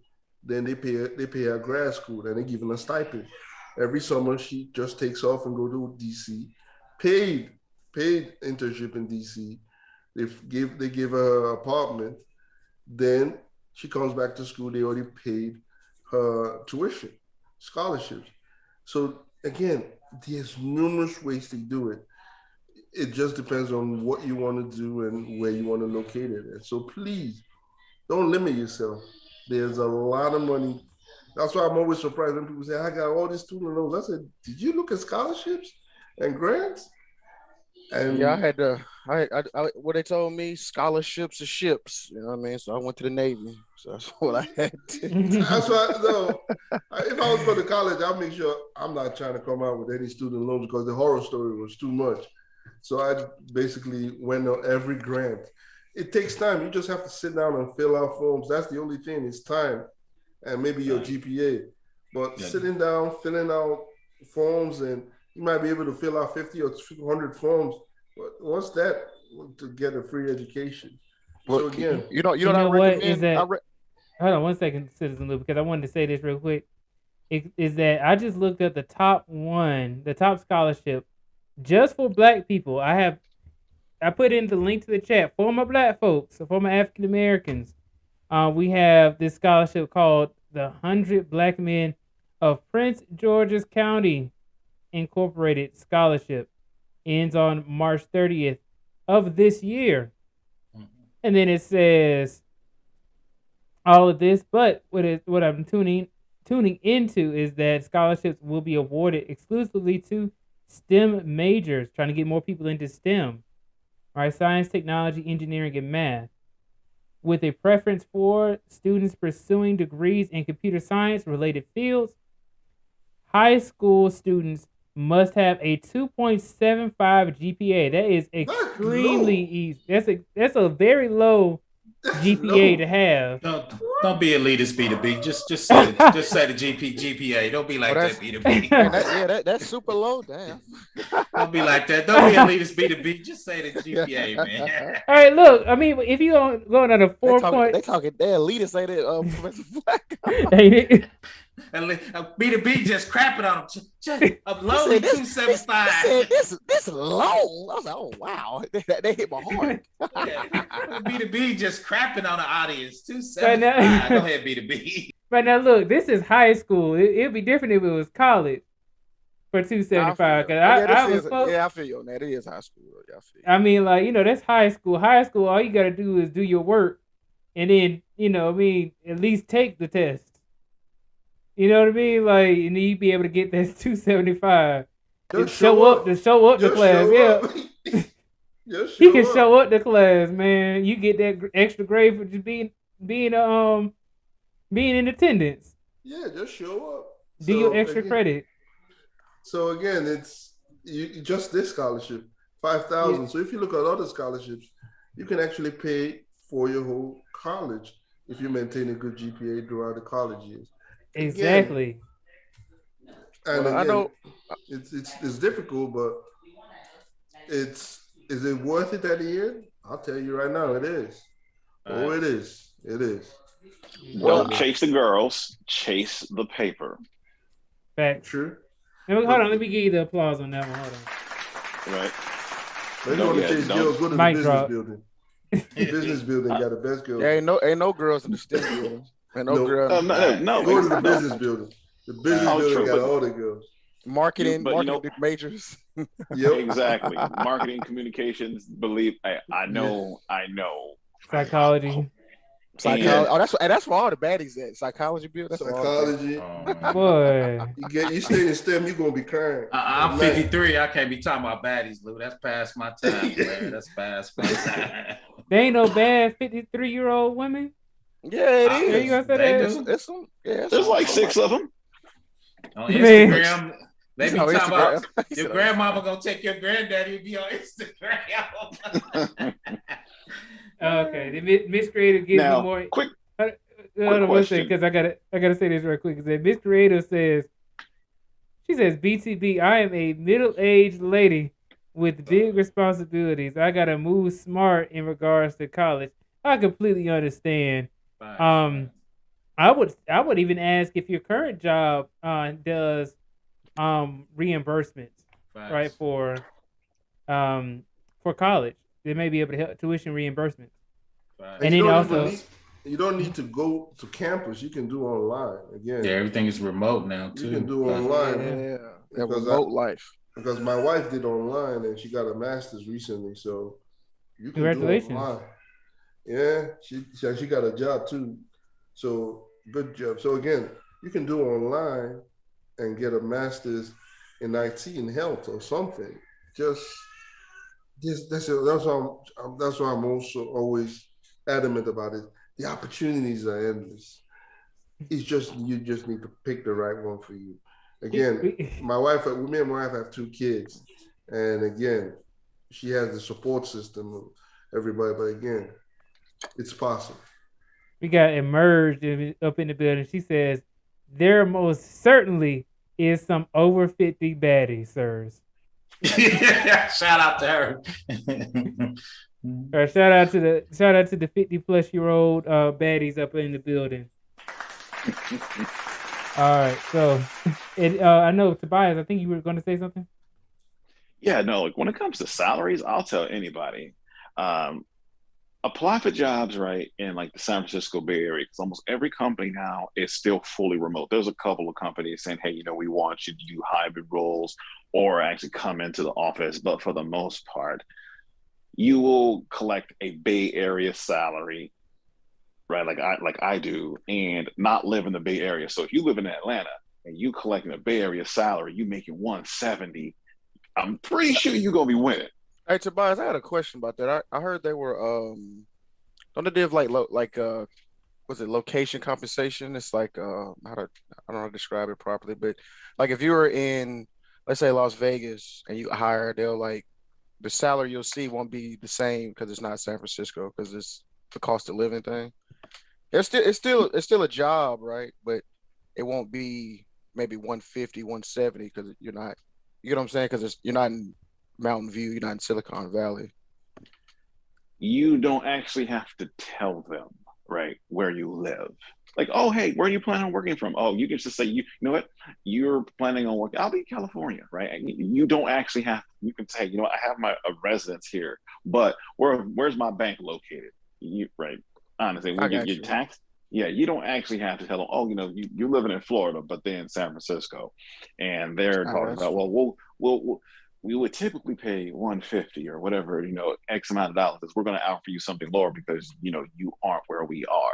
Nah, go ahead and tell them you are in the Bay Area. They're not going to ask you, oh, well, we need your address and all that stuff right now. Tobias, let me ask you another question because I'm in Cali, but if you're outside of Cali, how does taxes work? If you're outside, I'm in California. Right? Oh, you are in California. Okay, what I mean. I've been curious, like if you were out of California, how would the tax situation? Well, I've been kind of wondering about that. I'm okay. Well, I'm in California. I'm not in Frisco. I'm in Northern California, right? I'm like in the Sacramento area, but that's still 90, 100 miles from San Francisco. So my cost of living is a lot cheaper here, but I still, collect that Bay Area salary. Right. No, but you see what I was saying. Like if people were in Texas, how I was curious how that would, if you know what I mean, if they still take it out. They would. They would have a California salary, but they would actually their state. Remember, your federal tax shouldn't change. Your state tax would. Right. But okay, so if you say you're in Cali, but you're in, it shouldn't be a good deal then, right? Yeah, because they'll just take it out regardless, right? They'll still take it out, right? Remember federal, that's why we have two different taxes. We have state and federal. So your state taxes, okay, you're gonna pay those based on where you live. Hey, my address is here. This is where I'm from. Okay, cool. But your federal tax, federal is federal. They're looking at, okay, well, how much money did you make? Right. This is what they require based on your tax bracket. It's gonna be the same thing, but one's at the federal level, right, and the other's at the state level. So because I was somebody I know, they were in Dallas and they were asking me something about that because I was kind of curious if they were to get a job in Cali, how would they tax situation? Well, but you said you were still in Cali, so if you get a job in Cali, just move to Florida. You don't get taxed in Florida, state tax, so you might get. Yeah, that should be good. Yeah, just might get taxed. Yeah, I mean, at the end of the day, the company, when you're paying your taxes, they go on. The real thing is when you go to file, hey, where do you live? I live in Florida. Okay, well, there isn't any state tax. Great. This is what you potentially owe or what you're getting back, whatever that is between you and the federal government. Yeah, and another thing too, I was gonna say, man, somebody said I work from home and company pays you according to your location. You got to update it when you move to whatever state. That's Yeah, because I'm in San Diego. You don't have to update hold it. Hold on 1 second, guys. Hold on 1 second. Let me go ahead and give the salute and the applause to C. Shields. Thank you so much for your $10 super chat. It says, Before the Billions, so good to see you, my friend. Thank you for hosting this platform. I am glad that you are here, and I really do appreciate your super chat. And everybody who is just in the BTB squad, please go ahead and hit the like button if you actually like the content that we're doing today. And also share the video out so that way it can help out other people as well. I really want to go ahead and build this community so that way we can go ahead and network and help others to be able to become the best versions of themselves. So, I know that Citizen Lou and Tobias, I know you were talking, so we'll go ahead and turn it back over to you guys. Go ahead, Tobias. I think you were saying something. Oh yeah. No, I was mentioning that, say if you move, right, you have to inform your employer.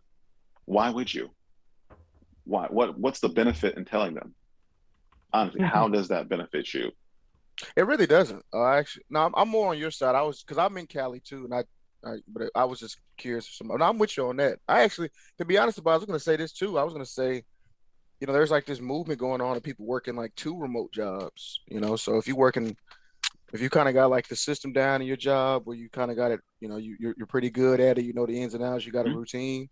You could probably get another job, and I mean, if you're getting paid let's say 110 in one and 90 in the other, that's $200K wherever you. I've heard the same. Hey, I've heard. Yep, I've seen somebody making $300K, 150 remote. They decide they killing it, and that's beautiful. They're not stressed at all. Because again, it's up to you. It's not that difficult. Again, they only take remote roles, and they 150, they're killing it. They're chilling, no problems. So yeah, it's possible. Look, Lil Wayne say, "I ain't got no worries. I ain't got no worries." All right, so let me go through this really quickly before we continue on, because I want to go ahead and get back to the video too. But I put into the chat this article by CIO.com. It says the 15 best entry-level IT certifications to launch your career. All right, it says IT certifications can verify your knowledge in various skill sets, boost your pay, and set you apart from other entry-level candidates. Here are 15 entry-level certifications worth pursuing. And let me just go through the list really quickly.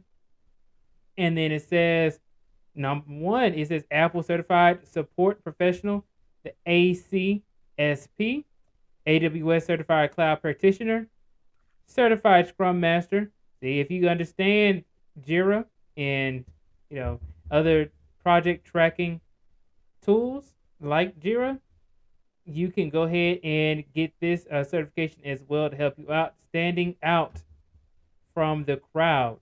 Also, you have the Cisco Certified Network Associate, CCNA, that can help you with networking, right? So I know if you want to become a networker, then that you can get that CCNA. My dad actually has this same certification as well, so I know that it helps. Cisco Certified Technician, CCT, CompTIA A+. This is the very entry level CompTIA certification. You have the A+, Security Plus, and Network Plus. So it goes in a chain, and this is just the entry level one. CompTIA IT Foundation, Fundamentals. Sorry. Ooh. So CompTIA IT Fundamentals Plus, the ITF Plus, CompTIA Network Plus, Security Plus, the ITIL 4 Foundation, Linux Essentials, Professional Development Certification PDC, Microsoft 365 Fundamentals. That's interesting. So like Microsoft Word. Okay. Microsoft Technology Associate MTA, PMI Certified. So I think this is Project Manager.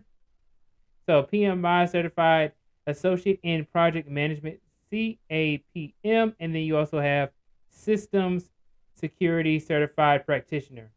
So you have all of those entry level certifications that you can get in order to just get into the tech industry or to help you to stand out or make more money.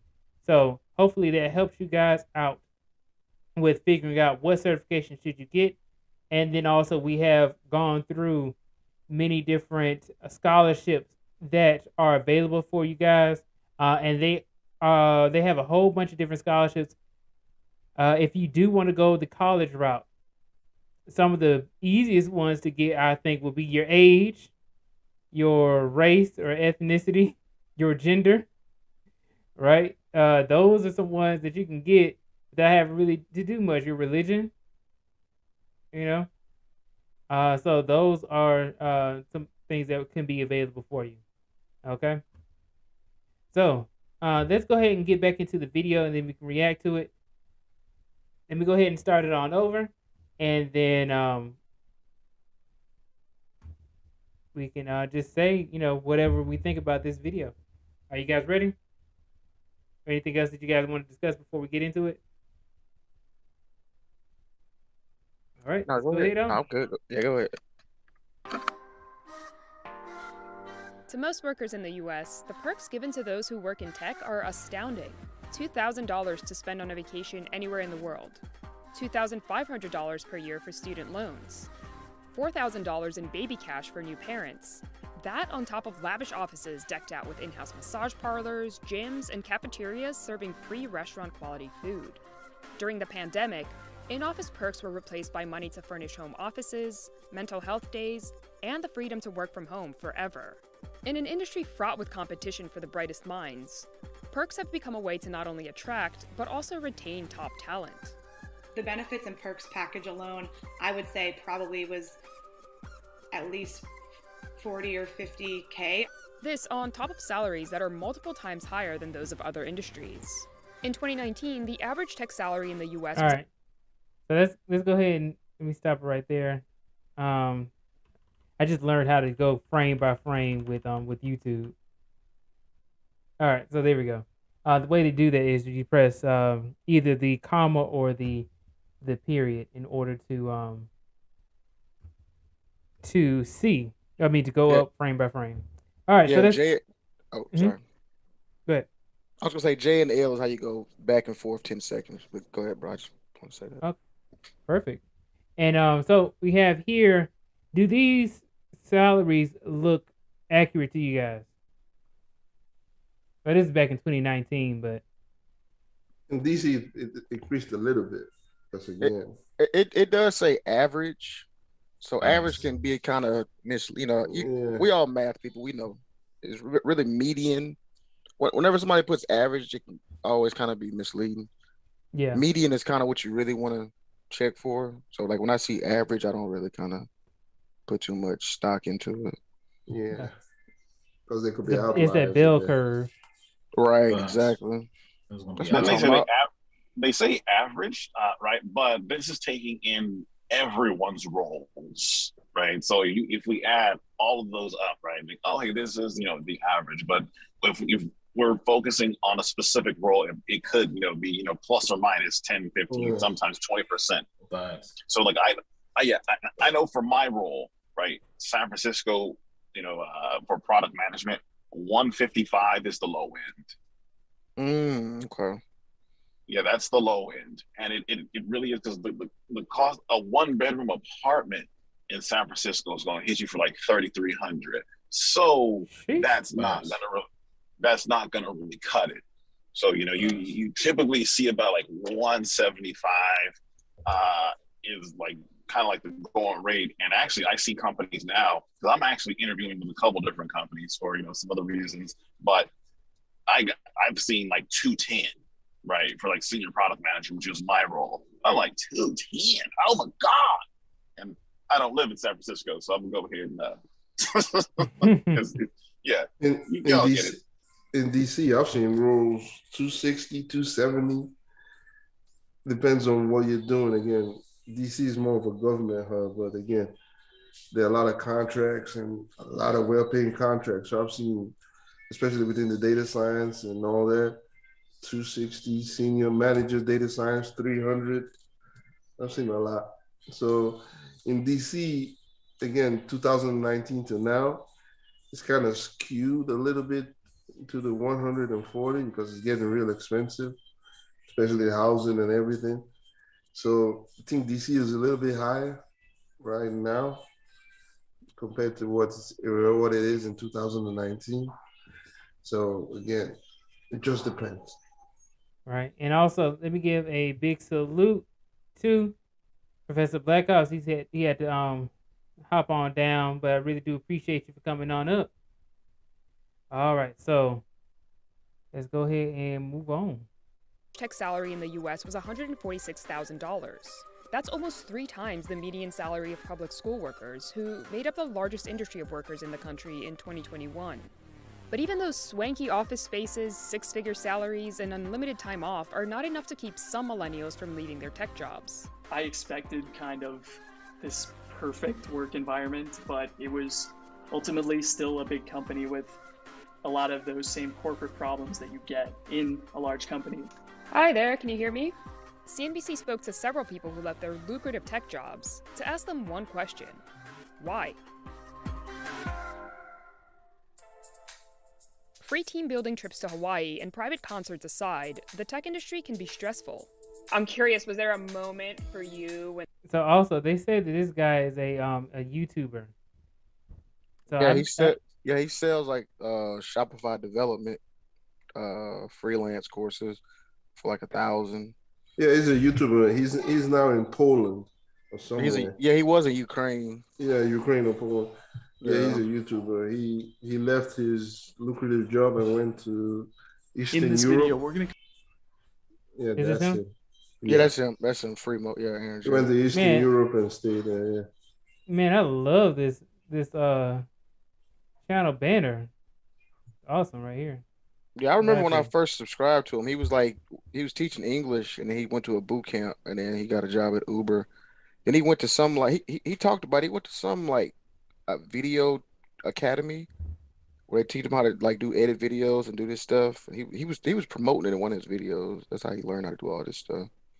Yeah, so he left that and went to Eastern Europe and started his startup, and I think he's a YouTuber now and he does freelance.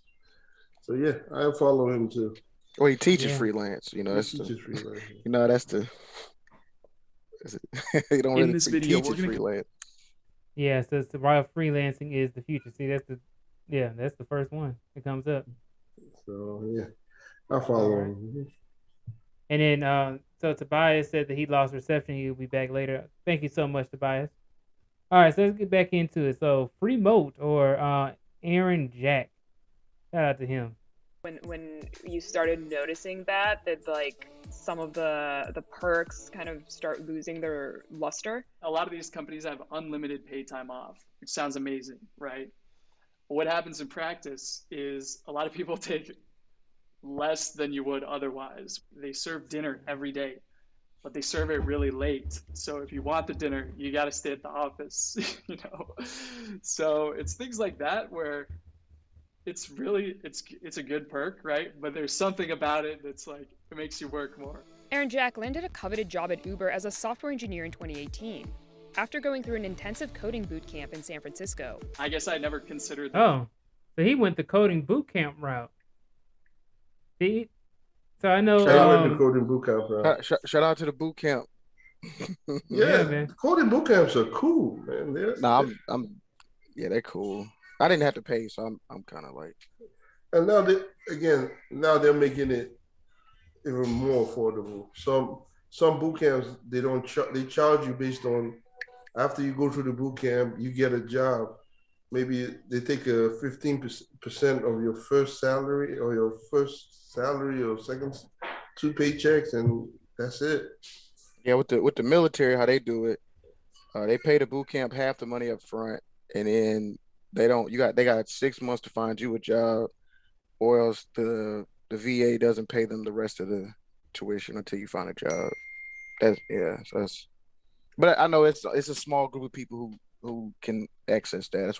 That's kind of why I don't really promote boot camps like that, because I kind of had a special situation. It is expensive. Yeah, it is. So I kind of lean away from telling people about it that much. Yeah. All right, so let's go ahead and continue on. You could even get into Oh, something. also, Sister Lou, what boot camp did you go to? Oh, it was this boot camp in it was called Soft Stack Factory. It was like in tangent with another called Learn Academy in San Diego. It wasn't like Hack React or anything like that, but it was VA approved. Okay. Oh, so It yeah, and was then in you were in San the Diego. military. Right. Were you in the Navy? I was, yes, sir. Okay. Yes, sir. Well, I appreciate it for letting us know that.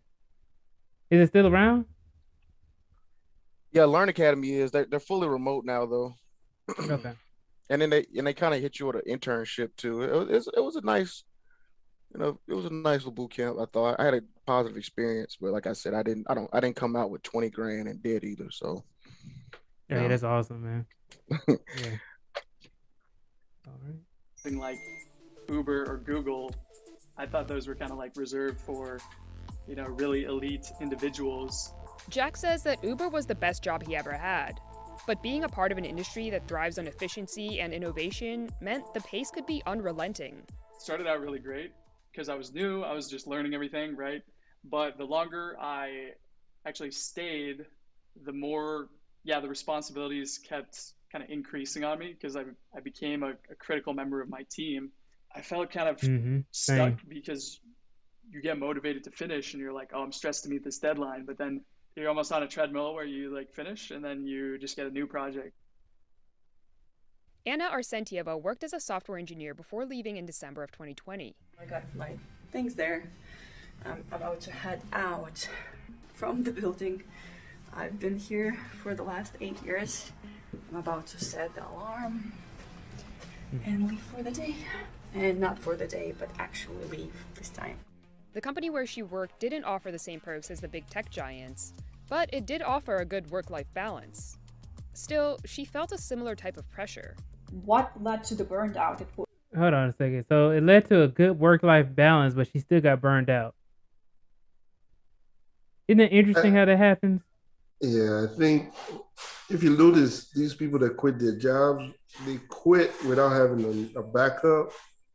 So they had the income coming from these jobs afforded them to be able to quit.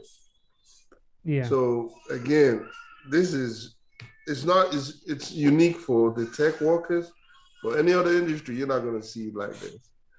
You're not going to see anybody just quitting without having a backup or anything. But again, I'm sure she took that 6 months off to go relax and chill and take it easy. Even the white guy. Get good at Call of Duty. Yeah, get good at Call of Duty. Even the white guy, I'm sure to even say, okay, I'm going to pack up and go to Eastern Europe and live my life. He already had a lot of savings ahead because he worked in the tech sector to get that money. So again, it's unique. I'm sure it's only unique in the tech sector where you can quit a lucrative job and say, okay, I'm going to just take my time and relax and get my mind right and get all that stuff out. Then I come back. Because again, they had a lucrative salary, which they saved up, and then, okay, I can quit. The Seashells comes in and they say, Beforethebillions, after 8 years, though, that makes sense. I mean, I understand after 8 years of working, the same job. I mean, like, even for me, man, I'd be like, oh, I gotta go to the, I gotta go get a checkup. You know what I mean? Like, it'd be certain things I kind of neglect because I'm working, or when I was a contractor, I didn't want to miss out on the money. So I just didn't even do it. Right? Like, oh, I wanted to go out to Jamaica or something like that, or go on vacation. No, I'm not gonna do it because I'm gonna miss out on the money. Right. So and of course I'm not talking about all contractors, because there are contractors who do have jobs that can allow them to get paid when they go on vacation. But for me, I was like, good. And she's unique too. She spent 8 years. Most tech workers spend 3 years, 4 years tops. and they say, okay, I'm going to another company. Yeah. Because again, she spent 8 years. If you ask a typical millennial, I haven't seen anybody stay 8 years, 9 years. If they do that, they're unique. Yeah. I mean, like, I know some people who did 10 years. Huh? I know, like, one of my old managers did like 10 years. And then that was his first job.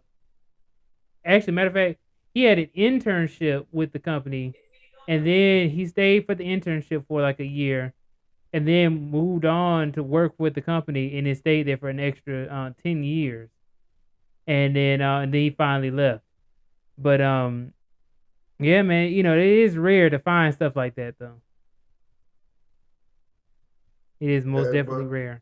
It's rare, but most millennials after 3 years, they assess where they are and say, okay, is this where I want to be?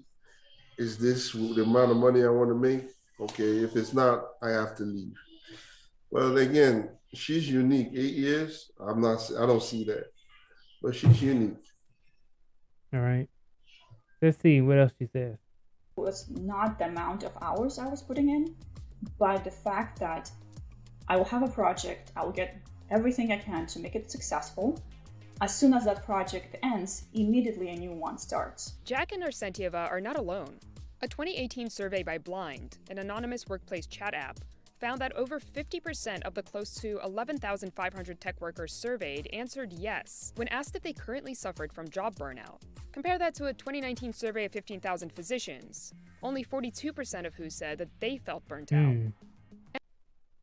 And then I think we discussed Blind on this channel before. Actually, I think we saw the owner of Blind. We actually had a whole conversation about that as well.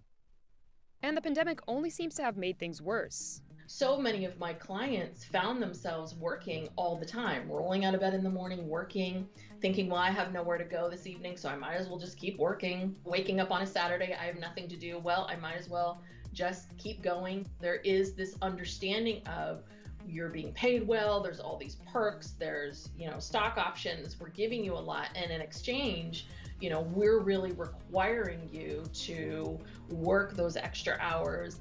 A 2020 survey by Blind showed that 68% of tech workers felt more burnt out while working from home than while working from the office. The survey included over 3,000 employees working at companies like Amazon, Microsoft, Facebook, Apple, and Google. All right, so it says felt more burned out while working from home than while working from the office.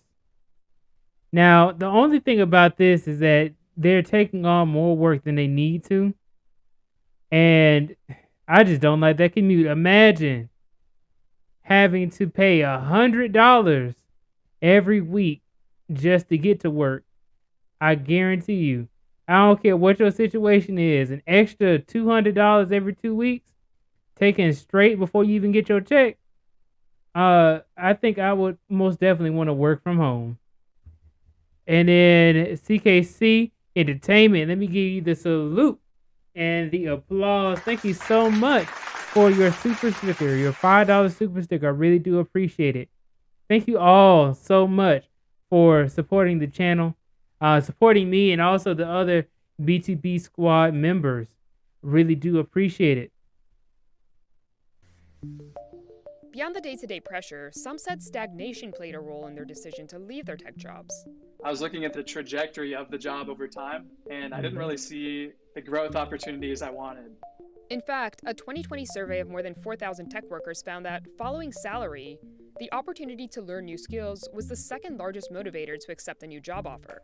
The same survey found that 58% of tech workers would leave their current job for another one if presented new challenges and problems to solve. Jack imagined his life 10 years into the future. You're still in the same office, you have the same desk, have the same chair, same commute. So the details change, but your life is kind of the same. Arsentieva agrees that the desire to keep every day can feel the same. Played a part in her decision to leave. In 2019, at the end of the year, I was talking with my manager that I want to do something else. I want to learn something else. And it just happened that my interests were not aligned with the interests or the needs that the company had at the time. Arsentieva persevered out of a sense of loyalty.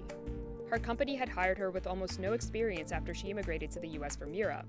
But she volunteered to leave when the company downsized due to the pandemic and spent the next 6 months studying web development. Claire Shapiro joined Google straight out of college and quickly began pulling in a 6-figure salary. But after years in a number of different roles, she felt stuck in the tech bubble. I heard from so many It is so difficult to get into Google. It's ridiculous. Right, but shout out to her for being able to do it. Most definitely is a huge achievement. people that had other diverse experiences outside of Google, that you can't really fully appreciate Google or you can't really understand without having this kind of other context. It did feel like, well, wow, if I don't leave now, I could stay here for the rest of my life. In 2018, Shapiro took a 50% pay cut and moved to Belgium for a new position as a design consultant for the Board of Innovation. I thought, I think the work that I am doing is not energizing me to the fullest, and I think I could probably find that potentially outside of Google. And I did. The tech industry is built on entrepreneurs, so it's no surprise. All right, and then we got the Miss Creator says, yes, it could feel like jail, sitting at a desk all day, and management watching your every move. Yeah, man, that's why I am working from home, and I love it. Kareem says, up in the building, shout out to you. Thank you so much for tuning in. That many of those who leave their tech jobs do so to start their own endeavors. That was the case with Morgan DeBon. I wanted to be an entrepreneur full time. I wanted to move fast and not get too attached to having, a nice 6-figure income at such a young age. Like Shapiro, DeBon started working at Intuit right after college and quickly moved through the ranks. But working as a product manager, she noticed a blind spot in the products that she was helping to develop. When we're looking at target users as a product manager, which was my first role, you create these user personas, right? And so you describe the person, you describe the target person, what do they look like, what do they eat, where do they shop, what problems are they solving, what technology do they use, because you really want to have empathy for the customer. And at the time, it felt like every customer's identity was all the same. It was these white people, middle class, and I'm like, wait, hold on. This can't be good, and there's clearly a disconnect here. DeBon says that she liked her now job, I see what but Lucchese felt that was she could talking make about. a bigger impact by founding her own company. I don't think that there's any tech company that's ever going to put the Black audience and the Black community and the Black customer base as their core demographic that they're solving for. In 2014, she launched Blavity, a media company geared towards Black millennials. Is there anything that tech could have done to keep you specifically in tech? I don't know that there's anything that could have kept me in working at a big tech company. As a young Black woman, I didn't want to fight so many fights for the rest of my life. I think that I've made a lot. But yeah, so I really do like the fact that she highlighted that as well. And it said, like, hey, you know what? We need to have more Black people not only getting into tech, right? But we need to have more solutions for us to have our own businesses as well.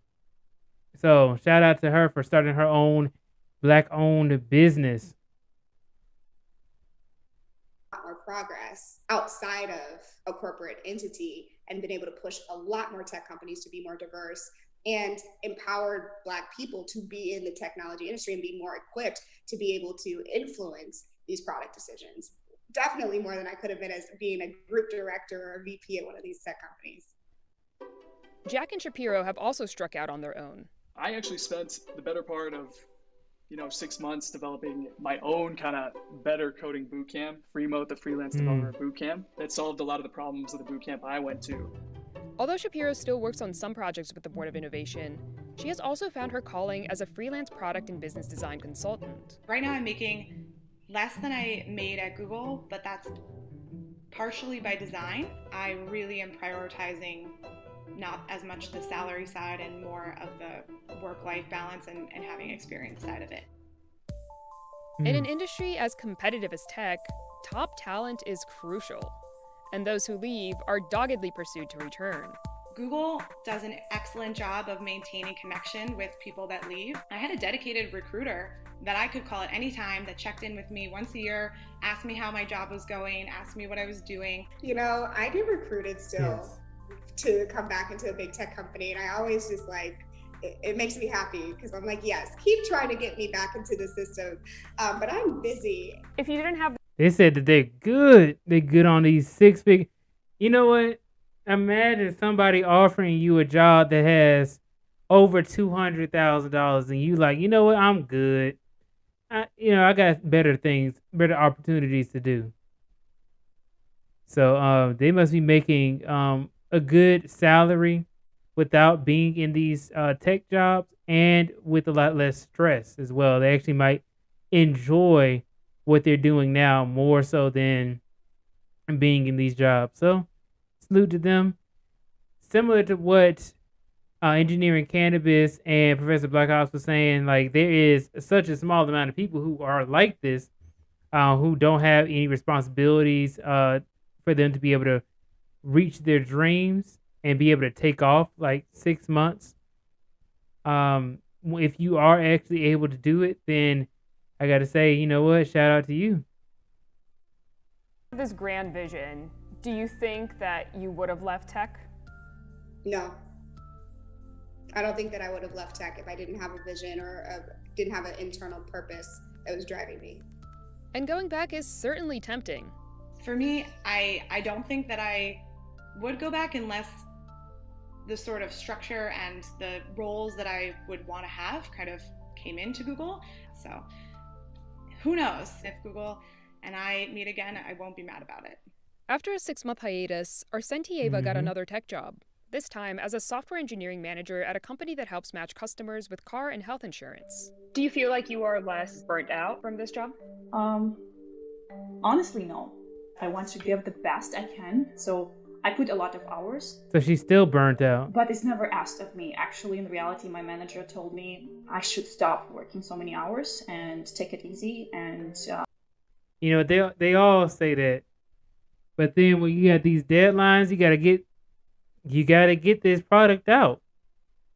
You're gonna sit up here and say, "Oh, you know what? I gotta get this thing done," but you know it's after work hours. Like these people, they won't tell you to do it. They'll tell you to take some time off. They'll even force some time off on you. In certain cases, but yeah, most definitely it does get to the point where you kind of like want to have less stress on you, because if you wait until it's working hours and you needed something done by that day, you're gonna be sitting out there looking like, oh well, why didn't you get that done yesterday? So let's go ahead on and continue. because they want me for the long run, not for me to get burned out again. But stress and its impact on mental and physical well-being isn't unique to the tech industry. A 2021 survey of 1,500 workers from different industry sectors found that 52% of the respondents are experiencing burnout. Still, the restrictions of the past year have given a lot of young tech workers the time to think. I think it's really hard to make this transition into a role where if there aren't the perks and the money is very different. But I think now people are, now that they've been away from it for a year, that it's an easier transition. For those in tech wondering if they should quit their jobs, Jack says it might be worth the risk. If you're someone in tech, then you have skills that are just intrinsically valuable. You can always get back and do it again. Yeah, shout out to them. Let me go ahead. I think I did see a comment here. So if you guys don't know who this guy is, let me zoom in. I'm going to be all the way down here. So yeah, so we got Joshua Fluke. So shout out to Josh. He says, we don't want perks. We want more money and we want autonomy. It's simple. So got over 324 replies. Leaving a well-paying job like that is still a privilege for many. That's exactly what the Miss Creative was saying, and that's what pretty much everybody was saying. It is a privilege to get the job and also to be able to have the money to leave the job. I feel like a lot of this boils down to unrealistic expectations. At the end of the day, a job is a job. 99% aren't getting to solve complex problems and make $200K out of college. Facts. In my experience, burnout comes from realizing that improved performance doesn't produce improved rewards. It produces more work. Facts. Yeah, doing more work does not lead you to having more rewards. Your boss will never reward you for just doing your job. Most definitely not. You have to go above and beyond, and then when you do, they give you more responsibility. The response to a job well done is never a couple of days off or a timely bonus. Instead, good work is rewarded with the demand for twice as much work in the same amount. I guess he's saying the same amount of time. I'm a 50-year-old working in the high-tech industry. I don't know what the high-tech industry is. Mentally tired and sick of the weekly 8 to 5 routine. Never got a proper day off, even through the pandemic. Hats off to the millennials and Gen Z that think differently and put more weight on living rather than just working. Okay, this is the last one I'm going to read. It says, I think the pandemic has taught people the importance of multiple streams of income. Unfortunately, having a job doesn't mean security. Oh, hold on. One last one. Sorry. I heard tech companies want the office to feel like home because they never want you to leave work. And that is facts. All right, let me see what you guys are saying in the chat. Let me go ahead and stop this. And that. Here we go. And unpin. Here we go. All right, so let me see what you guys are saying in the chat. We got a Shayla up in the building. Beyond typical. She says they offer you $100K a year and make $500K off of you. Some people just realize that's not worth the stress and pressure. All right, shout out to Beyond Typical. We got the Miss Creator saying, sadly, they were getting paid great, but that stress isn't worth it, and or heart attacks or strokes isn't worth the money. Completely understand. And then Neo Moses says, it's worth the risk, honestly. So Neo Moses says, that risk of, the heart attack, the stroke, and all that is worth the money. So I guess it just really depends on where you are in life, what your situation is like, and what you're willing to accept. What is your risk tolerance at the end of the day? Okay, guys. So, and then also let me give a salute to Maggie, the substitute teacher. Thank you so much for tuning in. All right, guys. We're going to go ahead and close it on out. We've been here for like 2.5 hours. We go ahead and get a like, share, and subscribe to the channel if you haven't done so already. And also hit that bell notification icon if you want to be notified whenever I make new videos on YouTube. Thank you guys so much. I really do appreciate all the people who have given me super chats and super stickers. Anybody who has donated in any way, thank you guys so much. Also, for the people who have liked the video, I really do appreciate that as well. And the people who were just in the chat, conversing with me, giving me your opinion on this topic. I think it was a great topic, a great video. Shout out to CNBC Make It. Shout out to them. And thank you guys for making that video. All right. So with that being said, I will see you all on the next video. Thank you guys so much.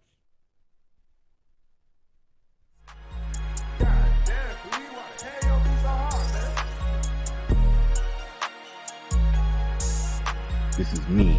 This is who I was before the billions. Before I made the money.